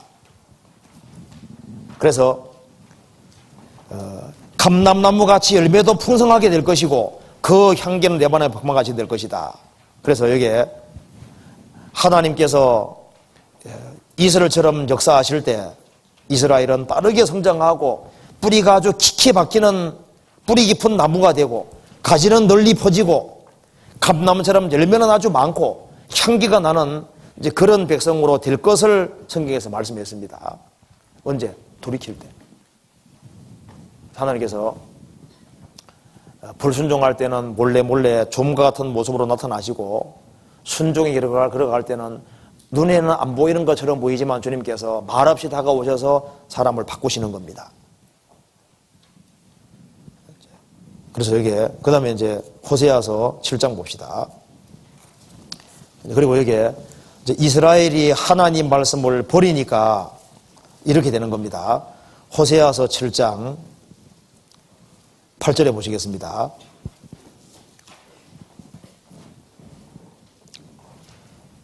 에브라임이 열방에 혼잡되니 저는 곧 뒤집지 않은 전병이로다.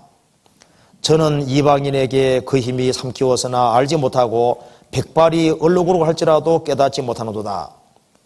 이스라엘의 교만은 그 얼굴의 증거가 되나니 저희가 이 모든 일을 당하여도 그 하나님 여호와께로 돌아오지 아니하며 구하지 아니하노도다. 에브라임은 어리석은 비둘기같이 지혜가 없어서 애굽을 향하여 부르짖으며 아수르로 가는도다. 저희가 갈 때 내가 나의 그물을 그 위에 쳐서 공중에 새처럼 떨어뜨리고 전에 그 공의에 들려준 대로 저희를 징계하리라. 화가 있을진저 저희가 나를 떠나 걸어갔으며 패망할진저 저희가 내게 범죄했음이니라. 내가 저희를 구속하려 하나 저희가 나를 거스려 거짓말을 하고. 그래 나와있죠. 여기 이제 하나님 말씀을 버리면 어떤 문제가 생기냐면은 이스라엘 백성들이 이제 하나님 말씀을 듣는데 등한히하고 하나님 말씀을 버리고 사람 명령을 쫓기를 좋아하니까 사람 명령 쫓기를 좋아하니까 이스라엘이 타협의 길을 걸어가요. 타협을. 자, 이 하나님 말씀을 끝까지 고수하지 아니하면은 그 사람은 결국은 타협하게 되는 겁니다. 그래서 전병은 전병인데 떡은 떡인데 뒤집지 않은 전병이라고 그랬죠. 이 빵이 구워지는데 한쪽은 구워져 있는데 한쪽은 안 구워져 있는 거예요. 그러니까 우리가 이제 전 부쳐 먹어보셨죠. 한쪽은 구웠는데 한쪽에 다 뒤집어야 되는 거잖아요. 양쪽 다 구워야 되는데 한쪽은 구워져 있고 한쪽은 안 돼 있으니 그러니까 양다리 걸치는 게 되는 겁니다. 그렇게 해서 이스라엘 백성들이 망하게 되는 겁니다. 그러니까 이 하나님을 섬기던 이스라엘 백성들이 처음부터 하나님 등지는 게 아니라 출발점이 하나님 말씀을 멀리하기 시작하면은 이제 타협을 하게 되고 그래서 이제 당장 하나님 등지지 않고 하나님께 예배와 제사는 계속하면서 한쪽에는 우상을 가까이 하는 겁니다. 이렇게 해서 나중에는 이제 하나님까지 버리고 완전히 등지는 순서가 되는 거예요. 그러니까 말씀을 버리고 타협하고 양다리에 걸치고 그 다음에 나중에는 등져버리는 겁니다. 순서가 이렇게 되는 거예요. 이렇게 해서 이제 망하는 거잖아요.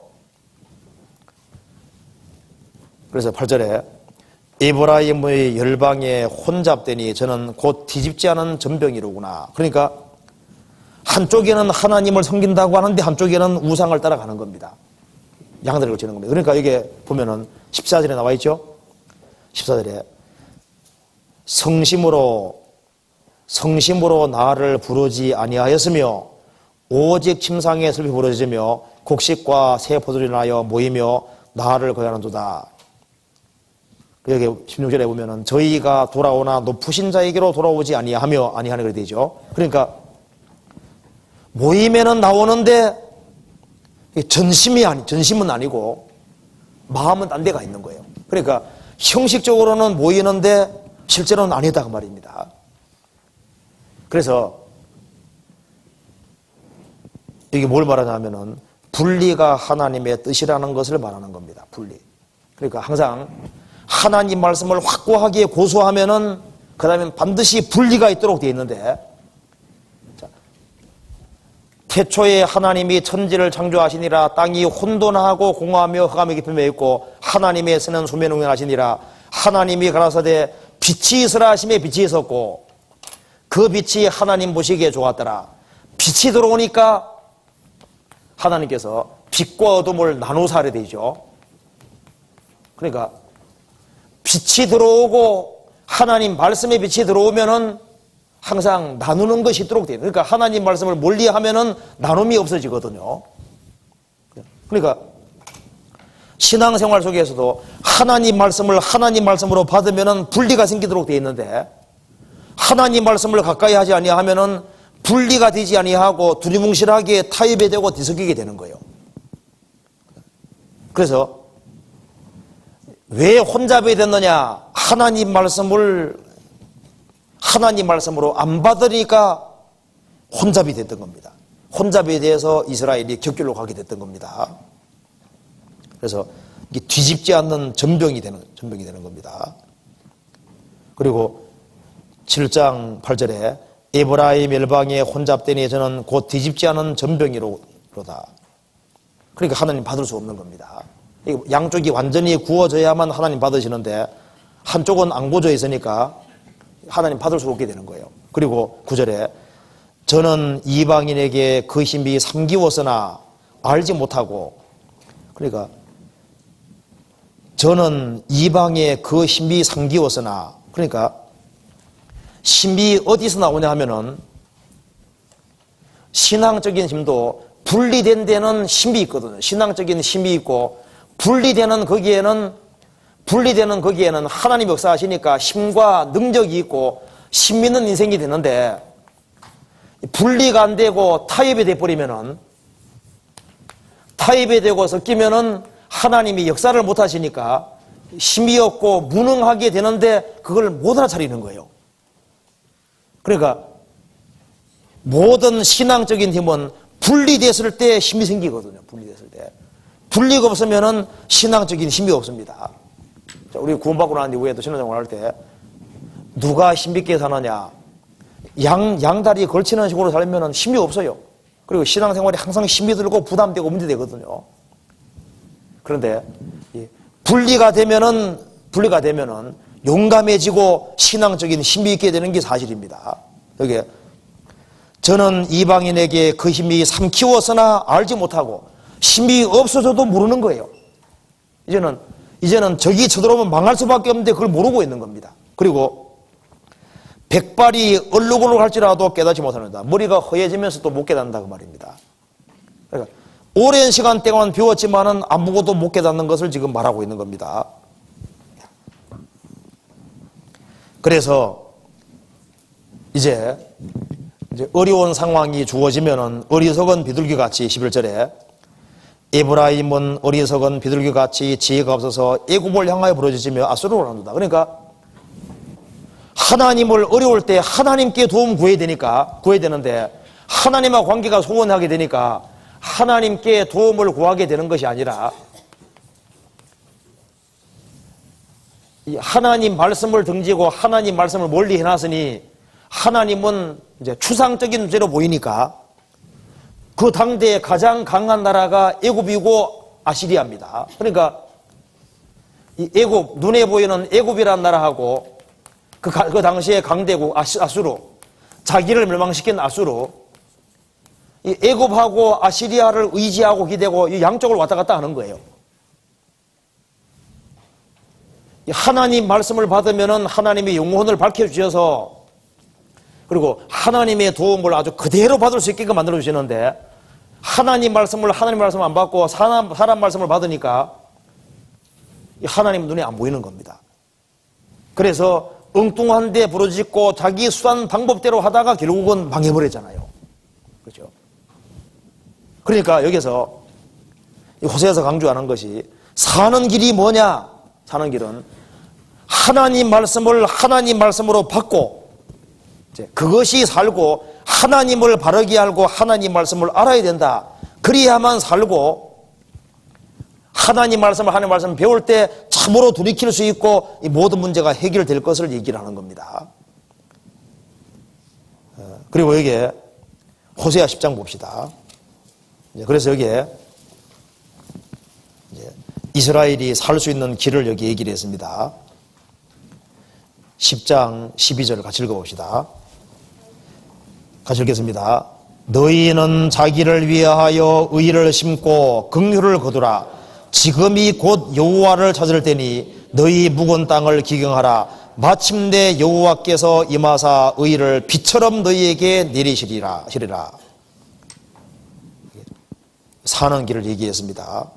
이스라엘 백성들아, 너희는 자기를 위하여 너희 자신을 위해서 의를 심어라. 이것은 너희 자신을 위한 거라고 얘기했습니다. 너희는 자기를 위해서 의를 심어라. 어떻게 하는 게 의를 심는 것일까요? 의로운 말씀을 심는 것을 말하는 겁니다. 자기를 위해서 의를 심고, 그래서 심는 것은 하나님 말씀이시라 그랬죠. 그래서 하나님의 존재에 관한 말씀을 마음에 심어야 되고, 인간이 죄인인 것을 알려주는 말씀을 심어야 되고, 인간의 죄인됨과 영원한 지옥의 형벌, 심판 이런 것에 대해서 말씀을 심어야 됩니다. 그리고 이 하나님 말씀을 심고, 그리고 이 복음의 말씀을 확실하게 받아들이는 것이 심는 거잖아요. 참으로 회개하는 심령을 가질 때 이 복음이 심겨집니다. 자기를 위해서 의를 심고 하나님 말씀을 하나님 말씀으로 받아들이는 것이 의를 심는 겁니다. 그리고 그러면은 긍휼을 거두라. 의를 심는 사람이 하나님의 긍휼을 거두어서 구원에 이르게 됩니다. 그래서 하나님 말씀을 하나님 말씀으로 받는 사람은 말씀을 마음에 심는 사람이고, 그래서 하나님 말씀을 하나님 말씀 믿으러 심는 사람은 하나님의 긍휼을 입고 구원을 받게 되는 거잖아요. 그래서 하나님의 긍휼이 구원으로 나타나게 됩니다. 지금이 곧 여호와를 찾을 때니 너희 묵은 땅을 기경하라. 이 묵은 땅에는 씨가 들어갈 수 없으니까 회개하라는 말씀입니다. 너희 묵은 땅을 기경하라.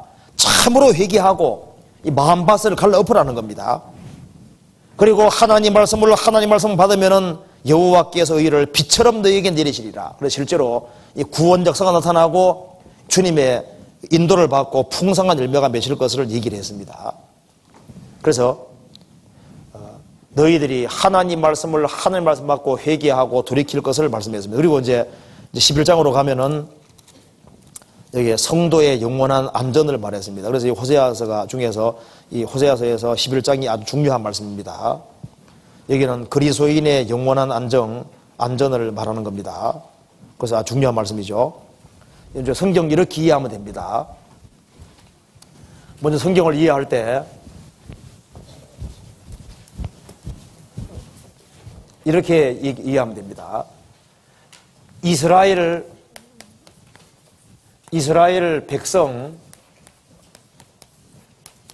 백성 전체가 이게 전체가 언약의 백성이니까 이스라엘 백성 전체 그 자체가 한 성도입니다. 한 성도의 그림자거든요. 왜냐하면은 신약 시대는 한 성도 한 사람 한 사람이 주님하고 언약을 맺습니다. 구원받을 때 주님하고 언약이 된 거예요. 그런데 그것처럼 이스라엘 백성들은 이스라엘 민족 전체가 언약의 백성입니다. 그러니까 이스라엘 백성 전체가 한 성도 한 개인의 그림자인 거예요. 그러니까 이스라엘 백성들은 얻어맞기도 하고 고통받지만은 반드시 회복되고 영원히 버림받는 건 아니잖아요. 그래서 이 개개인은 망한 사람이 많아도 이스라엘 백성 전체는 어떤 징계받더라도 반드시 회복되잖아요. 그처럼 이스라엘 백성들 전체가 구원받은 한 성도의 그림자다 그 말입니다. 한 성도. 그렇게 일단 성경을 이해하면은 왜냐하면 이 언약 맺은 백성은 언약이 있기 때문에 절대 버림받는 게 아닙니다. 망해도 반드시 회복되잖아요. 그래서 주님하고 피언약이 맺어진 사람은 징계받아도 멸망은 없다 그 말입니다. 그거 똑같은 거예요. 한번 봅시다. 여기 호세아 11장에 봅시다. 자, 11장 1절에서부터 4절까지는 같이 한번 읽어봅시다. 이스라엘의 어렸을 때 내가 사랑하여 내 아들을 애굽에서 불러내었거늘 선지자들이 저희를 부를수록 저희가 점점 멀리하고 바알들에게 제사하며 아로새긴 우상 앞에서 분향하였느니라. 그러나 내가 에브라임에게 걸음을 가르치고 내 팔로 안을지라도 내가 저희를 고치는 줄을 저희가 알지 못하였도다. 내가 사람의 줄고 사랑의 줄로 저희를 이끌었고 저희에게 대하여 그 목에서 멍에를 벗기는 자같이 되었으며 저희 앞에 먹을 것을 두었었노라. 여기서요 4절에 사람의 줄 곧 사랑의 줄이라고 되어 있죠. 사람의 줄 곧 사랑의 줄이라고 그랬습니다. 사람의 줄 곧 사랑의 줄이라고 했습니다. 곧 사랑의 줄 이렇게 되어 있죠. 이게 무슨 말이냐 하면은 사람의 줄 곧 사랑의 줄. 부모가 이 자식을 낳으면은 자녀를 낳으면은 이 부모하고 자식은 혈육이라는 이 줄로 딱 얽혀 있는 겁니다. 그죠? 부모하고 자식은 부모가 자식을 낳으면은 사람의 줄로 연결되어 있습니다. 그게 사랑의 줄이거든요. 이 부모 자식 간에는 사랑이라는 줄로 딱 연결되어 있기 때문에 이건 죽기까지 끊을 수가 없는 거예요. 그것처럼 이스라엘 백성들하고 하나님하고는 이 사람의 줄고 사랑의 줄이 연결되어 있는 것처럼 이스라엘 백성들과 하나님하고는 사람의 줄처럼 이 언약의 줄로 다 묶여 있는 겁니다. 그래서 여기에 말씀했습니다. 이스라엘이 어렸을 때 내가 사랑하여 내 아들을 애굽에 돌려냈거든. 이스라엘 백성들 에집트 건져내셨죠?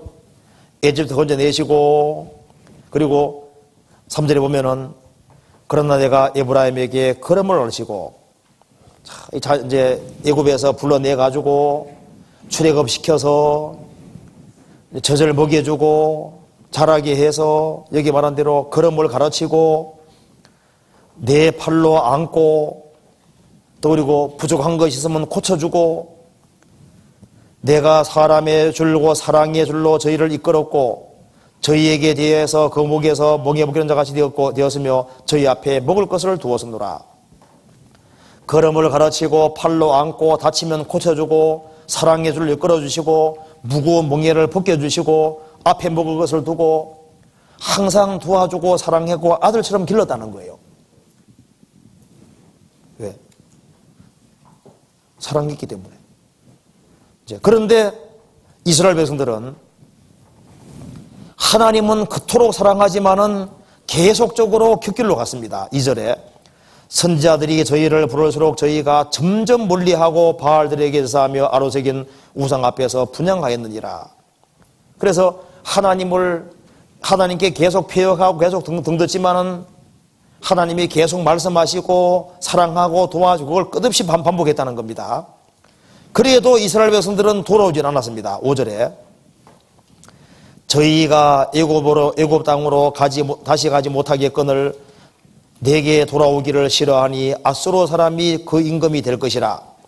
칼이 저희의 성읍들을 치며 빗장을 깨뜨려 없이 하리니 이는 저희의 계책을 인함이라. 그 다음 같이 읽읍시다. 내 백성이 결심하고 내게서 물러가나니 비록 저희를 불러 위에 계신 하나님에게로 돌아오라 할지라도 일어나는 자가 하나도 없도다. 그러니까 하나님께서는 이스라엘 백성들을 돌이키게 하려고 사랑의 줄로 계속 이끄시는데 이스라엘 백성들은 계속으로 곁길로 가고 그래서 하나님께 돌아오기를 싫어하지 않아서 하나님께서 아무리 불러도 일어나는 자가 하나도 없도다. 그래서 하나님께서 아시를 통해서 심판했습니다. 징계를 하신 겁니다. 8절 같이 읽읍시다. 에브라임이여 내가 어찌 너를 놓겠느냐, 이스라엘이여 내가 어찌 너를 버리겠느냐, 내가 어찌 너를 아드마같이 놓겠느냐, 너를 스보임같이 두겠느냐, 내 마음이 내 속에 쏟아서 나의 긍휼이 온전히 불붙듯 하도다. 여기에 하나님께서 말씀하셨습니다. 이스라엘이 아시리아에 의해서 심판을 받고 가장 비참하게 됐고, 그리고 열국에 터졌고 나라 없는 백성이 됐지만은, 에브라임이여 이스라엘이여 내가 어찌 너를 놓겠느냐, 내가 어찌 너를 버리겠느냐, 내가 어찌 너를 아드마같이 놓겠느냐, 스보임같이 두겠느냐. 여기에 아드마가 어딘지 아시죠? 아드마. 스보임이 뭔지 아시죠? 스보임. 여기 무슨 말이냐면은, 하나님이 소돔 고모라 멸망하실 때 소돔, 고모라, 아드마, 스보임 이렇게 망했습니다. 소돔과 고모라와 그 이웃 도시가 불임을 받았는데, 하나님께서 아드마, 스보임, 소돔과 고모라는 하나님이 손납을 했습니다. 하나님 불과 영으로 내려서 여기에 있는 네 도시를 불태워서 지구상에 싹 없애버렸습니다. 하나님께서 손 놓은 나라들이 많잖아요. 하나님이 바벨론에 손 놔버렸습니다. 옛날에 그 에돔 손 놔버리니까 영영은 항무적으로 되어버렸습니다. 하나님께서 소돔, 고모라, 아드마, 스보임에 대해서는 손 놔버렸습니다. 그렇지만은 에브라임이여 내가 어찌 너를 놓겠느냐, 이스라엘이여 내가 어찌 너를 버리겠느냐, 내가 어찌 너를 아드마같이 놓겠느냐, 어찌 너를 스보임같이 두겠느냐, 내 마음이 내 속에 돌아와서 나의 긍휼이 온전히 불붙하도다. 이스라엘이 비록 죄를 지었지만 하나님께서 내가 너희들은 놓지 않겠다는 말씀이거든요. 왜? 언약의 백성이기 때문에 안 된다는 거예요. 여기 18페이지 봅시다. 중간 밑에 보면 닥터 집하고 그 영화 보신 분들 있죠. 예, 닥터 집하고 마지막 장면, 이제 장군과 타냐 대화 장면이 있는데 한번 읽어드리겠습니다. 장군은 타냐에게 어떻게 아버지와 헤어지게 되었냐고 묻는다. 대답하고 싶지 않은 질문이었기 때문에 타냐는 혁명의 와중이고 거리는 불이 나고 복잡해서 그저 도망치는 중에 라는 말로 읊어버린다. 그때 장군은 헤어진 정말 이유는 무엇이지 하고 다그치자 타냐는 입 밖에 내고 싶지 않은 말을 실토했습니다. 사실은 아버지가 내 손을 놓아버렸어요. 이때 장군은 타냐에게 말한다. 내가 사실을 가르쳐주마. 코마로프는 내 친아버지가 아니었단다. 너희 아버지는 닥터 지바고야. 만일 그가 내 친아버지였다면 아무리 거리에 불이 나고 혁명 와중이라도 절대 내 손을 놓지 않았을 거야. 그래서 이게 코마로프 장군이요. 이제 그러면 그 사람이 친아버지가 아니었습니다. 이게 혁명 와중에 중간에 손 놓아버렸거든요. 그걸 이제 타냐는 알고 있는 겁니다. 그래서 네 친아버지가 아니기 때문에 손 놓은 거다 그 말입니다. 그렇죠. 사랑하는 아버지라면은 그 자식 손을 굳게 붙잡았을 거 아니에요. 여기 하나님 말씀하셨습니다. 이 진짜와 차이가 여기 있는 겁니다. 에브라임이여 내가 어찌 너를 놓겠느냐. 언약의 백성이기 때문에 하나님이 안 놓습니다. 이스라엘은 아무리 망해도 어떻게 됐습니까? 하나님 반드시 회복시키죠. 반드시. 안 놓잖아요. 이스라엘이 지구상에 존재한다는 것이 뭡니까? 하나님은 언약의 신실한 걸 보여주는 거예요. 그래서 주님하고 피로서 구속이 되고 새 언약으로 맺어진 사람은 하나님께서 절대 놓지를 않습니다.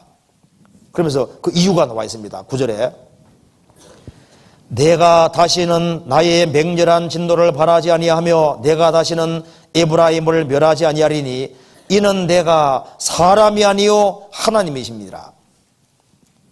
내가 왜 안 놓는 줄 아느냐? 나는 내가 말을 바란 말은 절대 어기지 않는 나는 하나님이다 그 말입니다. 그리고 1절에 말한 대로 이스라엘에 어렸을 때 내가 사랑하여 내 아들을 애굽으로 내었거늘, 여기에 내 아들이 예수님 가리키는 겁니다. 이스라엘 민족을 에집트에서 건져내어 내신 이유도 이스라엘 들라서가 아닙니다. 먼 훗날 예수님이 이스라엘 땅에 오셔서 애굽에 내려가시고 애굽에서 올라오시는 이런 예수님 역사가 있기 때문에 예수님 공로에 근거해서 이스라엘 백성을 애집에 건져내시고 광야 통과시키고 가나안 땅 이끌어 들이는 것이지, 사람이 잘나서 건져내는 게 아니다 그 말입니다. 하나님께서 우리를 아들로 삼아주시고 우리를 구원해 주시는 것도 예수님 공로 때문에, 그러니까 이스라엘이 멸망하지 않는 것은 주님의 공로 하나가 있고, 이스라엘은 언약의 백성이고 하나님은 하나님이시고 하나님은 약속을 확실히 지키시기 때문이라는 것을 말하고 있습니다. 나 여호와는 변혁지 아니하나니 그러므로 이스라엘 백성들아 너희가 소멸되지 아니하니라. 이스라엘아 너희들이 왜 지구상에 남아있는 줄 아느냐? 나는 하나님이기 때문이다. 그걸 말하고 있는 겁니다. 하나님. 그래서 여기에 이스라엘은 불순종의 길을 걸어갔지만 하나님이 결국은 손 놓지 않았습니다. 기어코 이스라엘을 붙잡아 주는 것은 언약 때문인 겁니다. 그리고 하나님은 약속에 진실하시기 때문입니다. 그래서 주님 피로 확실하게 구원받은 사람은 고난받는 건 있지만은 주님 놓지는 않습니다. 그리고 아무리 징계하셔도 하나님이 손 놓는 것은 없는 거예요. 내가 저희에게 영생을 주노니 영원히 멸망치 아니되요 또 저희를 내 손에서 빼앗을 적 없느니라. 내가 어떻게 너를 놓겠느냐? 놓지 않습니다. 하나님께서 구속받은 사람은 놓지 않습니다. 그리고 이제 이스라엘 백성들에게 말씀했습니다. 호세아 12장 6절 봅시다. 같이 읽겠습니다. 그런즉 너희의 하나님 여호와께로 돌아와서 인애와 공의를 지키며 항상 너희의 하나님을 바라볼지니라. 12장 1절에 보면은 에브라임은 바람을 먹으며 동풍을 따라가서, 그래 나와 있죠. 에브라임은 바람을 먹었다. 바람 먹어 배부른 사람 없죠? 그래요. 너희들은 바람 먹었다. 하나님을 떠난 삶은 바람 먹는 삶이니까 공허하고 아무 의미가 없다는 걸 말하는 겁니다. 결국 허물하는 것이고 무가치한 걸 말하는 겁니다. 그리고 동풍을 따라가서, 동풍 따라가는 것이 성경에서 우상은 동풍이라고 했죠. 나중에 읽어보시면 아시는데 우상을 동풍이라고 했습니다. 에브라임은 바람 먹으며 동풍을 따라가서 세상 풍조 따라가고 마귀 따라가고 우상 따라갔다는 겁니다. 그래서 이스라엘 백성들이 우상을 따라가니까 하나님이 돌이키게 하기 위해서 10절에 내가 여러 선자들에게 말하였고 이상을 많이 베풀어 보였으며 선자들을 병자의 비유를 베풀어노라. 하나님께서 돌이키게 돌아오게 하기 위해서 선자들을 보내고 이상을 많이 보이고 선자들 병자에서 비유를 풀고 하나님 말씀을 내려줬는데 이스라엘 백성들은 돌이키지 않는 겁니다. 그래서 이스라엘 백성들이 많은 징계를 받았던 겁니다. 그래서 이스라엘 백성들이 말했습니다. 이제 너희들은 하나님께로 더 이상 방황하지 말고 하나님께로 돌아와서 인애와 공의를 지키며 항상 너희의 하나님을 바라볼지니라. 너희들은 돌아와서 이제 우상 바라보지 말고 하나님을 바라보고 살아라. 그래서 항상 너희의 하나님을 바라볼지니라. 그래서 오직 여호와를 앙망하는 자는 새 힘을 얻으리니 독수리 날개치며 올라감 같을 것이요. 이게 항상 너의 하나님을 바라볼지니라. 여호와를 앙망하는 자는 새 힘을 얻으리니 독수리 날개치며 올라감 같을 것이요. 이 성경에서 이 성도를 독수리라고 이렇게 표현을 했습니다. 독수리. 성도는 독수리 치며 올라감 같을 것이다. 항상 하나님 바라볼지니라. 독수리처럼 비상하고 올라간다는 겁니다. 하나님께서는 성도를 닭이라고 말하지 않았습니다. 닭장 속의 닭이 아니라 독수리. 닭장이 영역이 아니고 어디 영역입니까? 하늘이 영역입니다. 그리스도인들은 하늘을 영역으로 부르심을 받은 겁니다. 독수리는 새들의 왕이잖아요. 그리고 독수리는 높은 곳에 보금자리를 만듭니다. 높은 곳에. 높은 곳이잖아요. 거기는 아무 접근할 수 없는 거예요. 아주 높은 곳에 보금자리 만들고, 그 보금자리는 그 안식처입니다. 제가 책에 보니까 이렇게 나오더라고요. 독수리는 암컷, 수컷이 동시에 알을 품어준답니다. 독수리는. 그리고 먹이도 암컷, 수컷이 같이 갖다 주고, 그리고 새끼를 그렇게 사랑하는 모양입니다. 그리고 독수리가 다 자라면은 그 둥지가 그렇게 아주 포근하게 돼 있고, 그게 아주 부드럽게 돼 있는데, 실제로 독수리가 다 자라면은 이 보금자리를 흐트러뜨려서 이 보금자리를 엉망으로 실제로 만든답니다. 그래서 이 보금자리에서 내모는 거예요. 내몰아서 그 좁은 공간에 몰아서 이 하늘 쪽에 날게끔 만드는 겁니다. 그래서 훈련시키는 거거든요. 그래서 독수리는 처음부터 날도록 지어져 있는 것이고, 하늘을 추구하도록 지어져 있는 것이고, 이제는 바람의 힘으로 살도록 만드는 거잖아요. 독수리 바람 힘 이용해서 살잖아요. 그래서 저희들은 성령의 힘을 의지해 살도록 주님께서 만들어 가시는 겁니다. 그 새의 독수리 영역은 하늘인 겁니다. 여기 말씀하기를 항상 너의 하나님을 바라볼지니라. 위에 계신 하나님 바라보고 위의 것을 추구하고 살도록 원래 지어져 있는 거예요. 그렇잖아요. 그러면서 이렇게 말했습니다. 호세아 14장 봅시다. 나머지 읽어보시고 14장에 하나님이 이렇게 말씀하셨습니다. 14장 1절입니다. 이스라엘아 내 하나님 여호와께로 돌아오라. 내가 불의함을 인하여 엎드러졌느니라. 너는 말씀을 가지고 여호와께로 돌아와서 아뢰기를 모든 불의를 제하시고 선한 바를 받아줘서 우리가 입술로 수송아지를 대신하여 주께 드리리이다. 우리가 아수리의 구원을 의지하지 아니하며 말을 타지 아니하며 다시는 우리 손으로 지은 것을 향하여 너희는 우리 신이라 하지 아니하오리니 이는 고아가 주께로 말미암아 긍휼을 얻음이니이다 할지니라. 여기서 이 고아란 말이 나와 있죠. 고아가 긍휼을 입는다. 왜 이 말을 하냐면은 이스라엘 백성들은 아버지가 많았습니다. 아버지는 딱 한 분이 아버지입니다. 이스라엘 백성들은 많은 우상을 가지고 있습니다. 우상이 아버지입니다. 하나님이 아버지로 계신데 하나님을 아버지로 삼지 아니하고 이스라엘 백성들이 많은 아버지를 가지고 있을 때는 하나님의 긍휼을 못 입는 거예요. 그래서 이스라엘이 고아가 될 때 하나님이 아버지가 되어주시는 겁니다. 왜 사람들이 구원이 안 되냐면 영혼의 아버지가 너무 많은 거예요. 그래서 이스라엘이 우상이 자기 아버지가 아니고 자기를 도와주는 존재가 아니라 우상은 정말 아무것도 아니라는 걸 확실히 깨우치고 영적으로 진짜 고아가 될 때 불쌍하잖아요. 고만 불쌍하더라고요. 하나님 앞에서 정말 의지하고 기댈 것이 없고 세상에서 우상이 다 사라지고 이 세상에 어떤 것도 자기 아버지가 안 되고 자기에게 도움이 안 된다는 걸 확실히 깨달을 때 하나님이 아버지가 되어주시고 하나님이 모든 것이 되어주시는 겁니다. 하나님이 아버지가 되어주려고 해도 아버지가 많으니까 이스라엘이 불쌍히 받지 못했던 겁니다. 그래서 이스라엘은 많은 아버지를 가졌습니다. 지금도 사람들이 왜 하나님이 자기 아버지가 안 됩니까? 아버지가 너무 많은 거예요. 어떤 사람은 물질이 아버지입니다. 어떤 사람은 쾌락이 아버지, 어떤 사람은 연예인이 아버지고 스포츠 선수가 아버지가 되기도 하고 눈에 보이는 아버지가 너무 많으니까 하나님의 긍휼을 못 입는 거예요.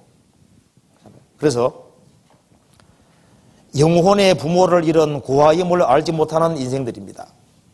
그래서 우리가 영적으로는 자신이 고아라는 것을 확실히 깨달을 때, 그래서 이게 25페이지 봅시다. 질병이 들 때 그때 자기가 영적으로 고아라는 것을 느낄 수도 있습니다. 그래서 너무 큰 고통이 받았었는데 세상 어떤 것도 도와줄 수 없다는 걸 확실히 깨달을 때 고아가 되는 겁니다. 세상의 모든 것이 정말 허무하다는 걸 확실히 깨달을 때 그때 영적으로 고아가 될 수 있습니다. 세상에서 일하는 것이 다 날아갈 때 기댈 것이 완전히 없는 고아가 될 때 그때 하나님이 아버지가 될 수 있는 겁니다.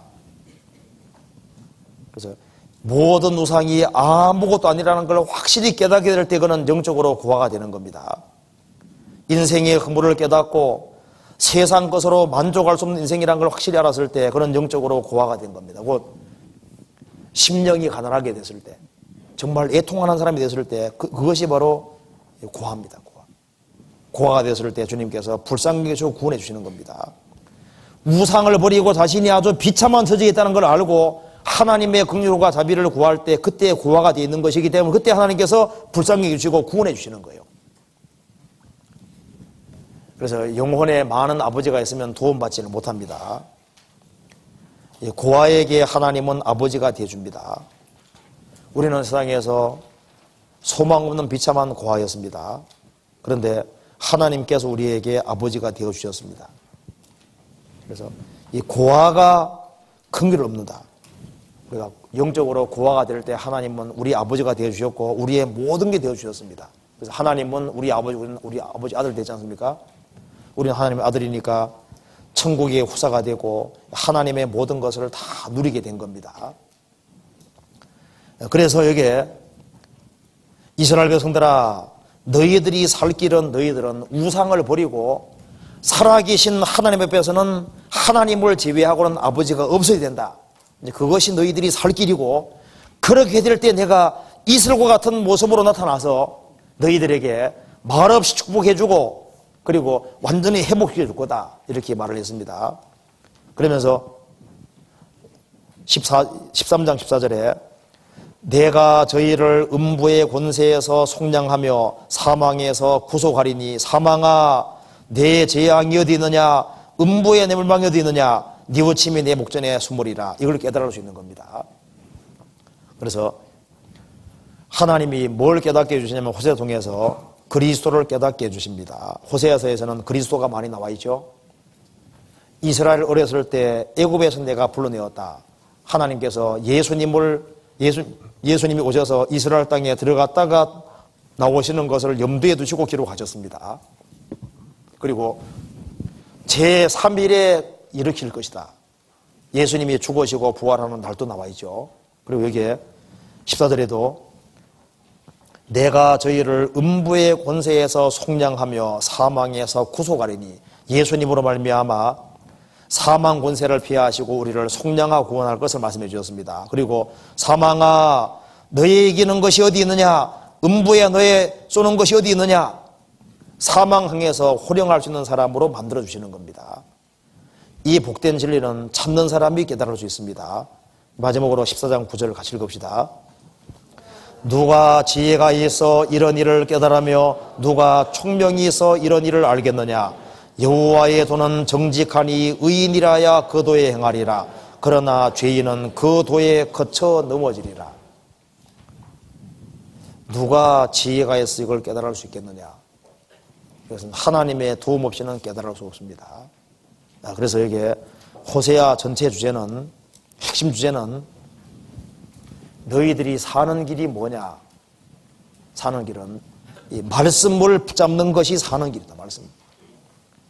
말씀은 빛이기 때문에 말씀 붙잡으면 너희들이 살 수 있고 이 말씀을 붙잡으면 하나님의 도우심을 입을 수 있고 이 말씀을 붙잡으면은 참으로 회개할 수도 있고 하나님을 찾을 수도 있고 하나님과 관계 맺고 영광 얻을 수 있다는 것을 확실히 말하고 있습니다.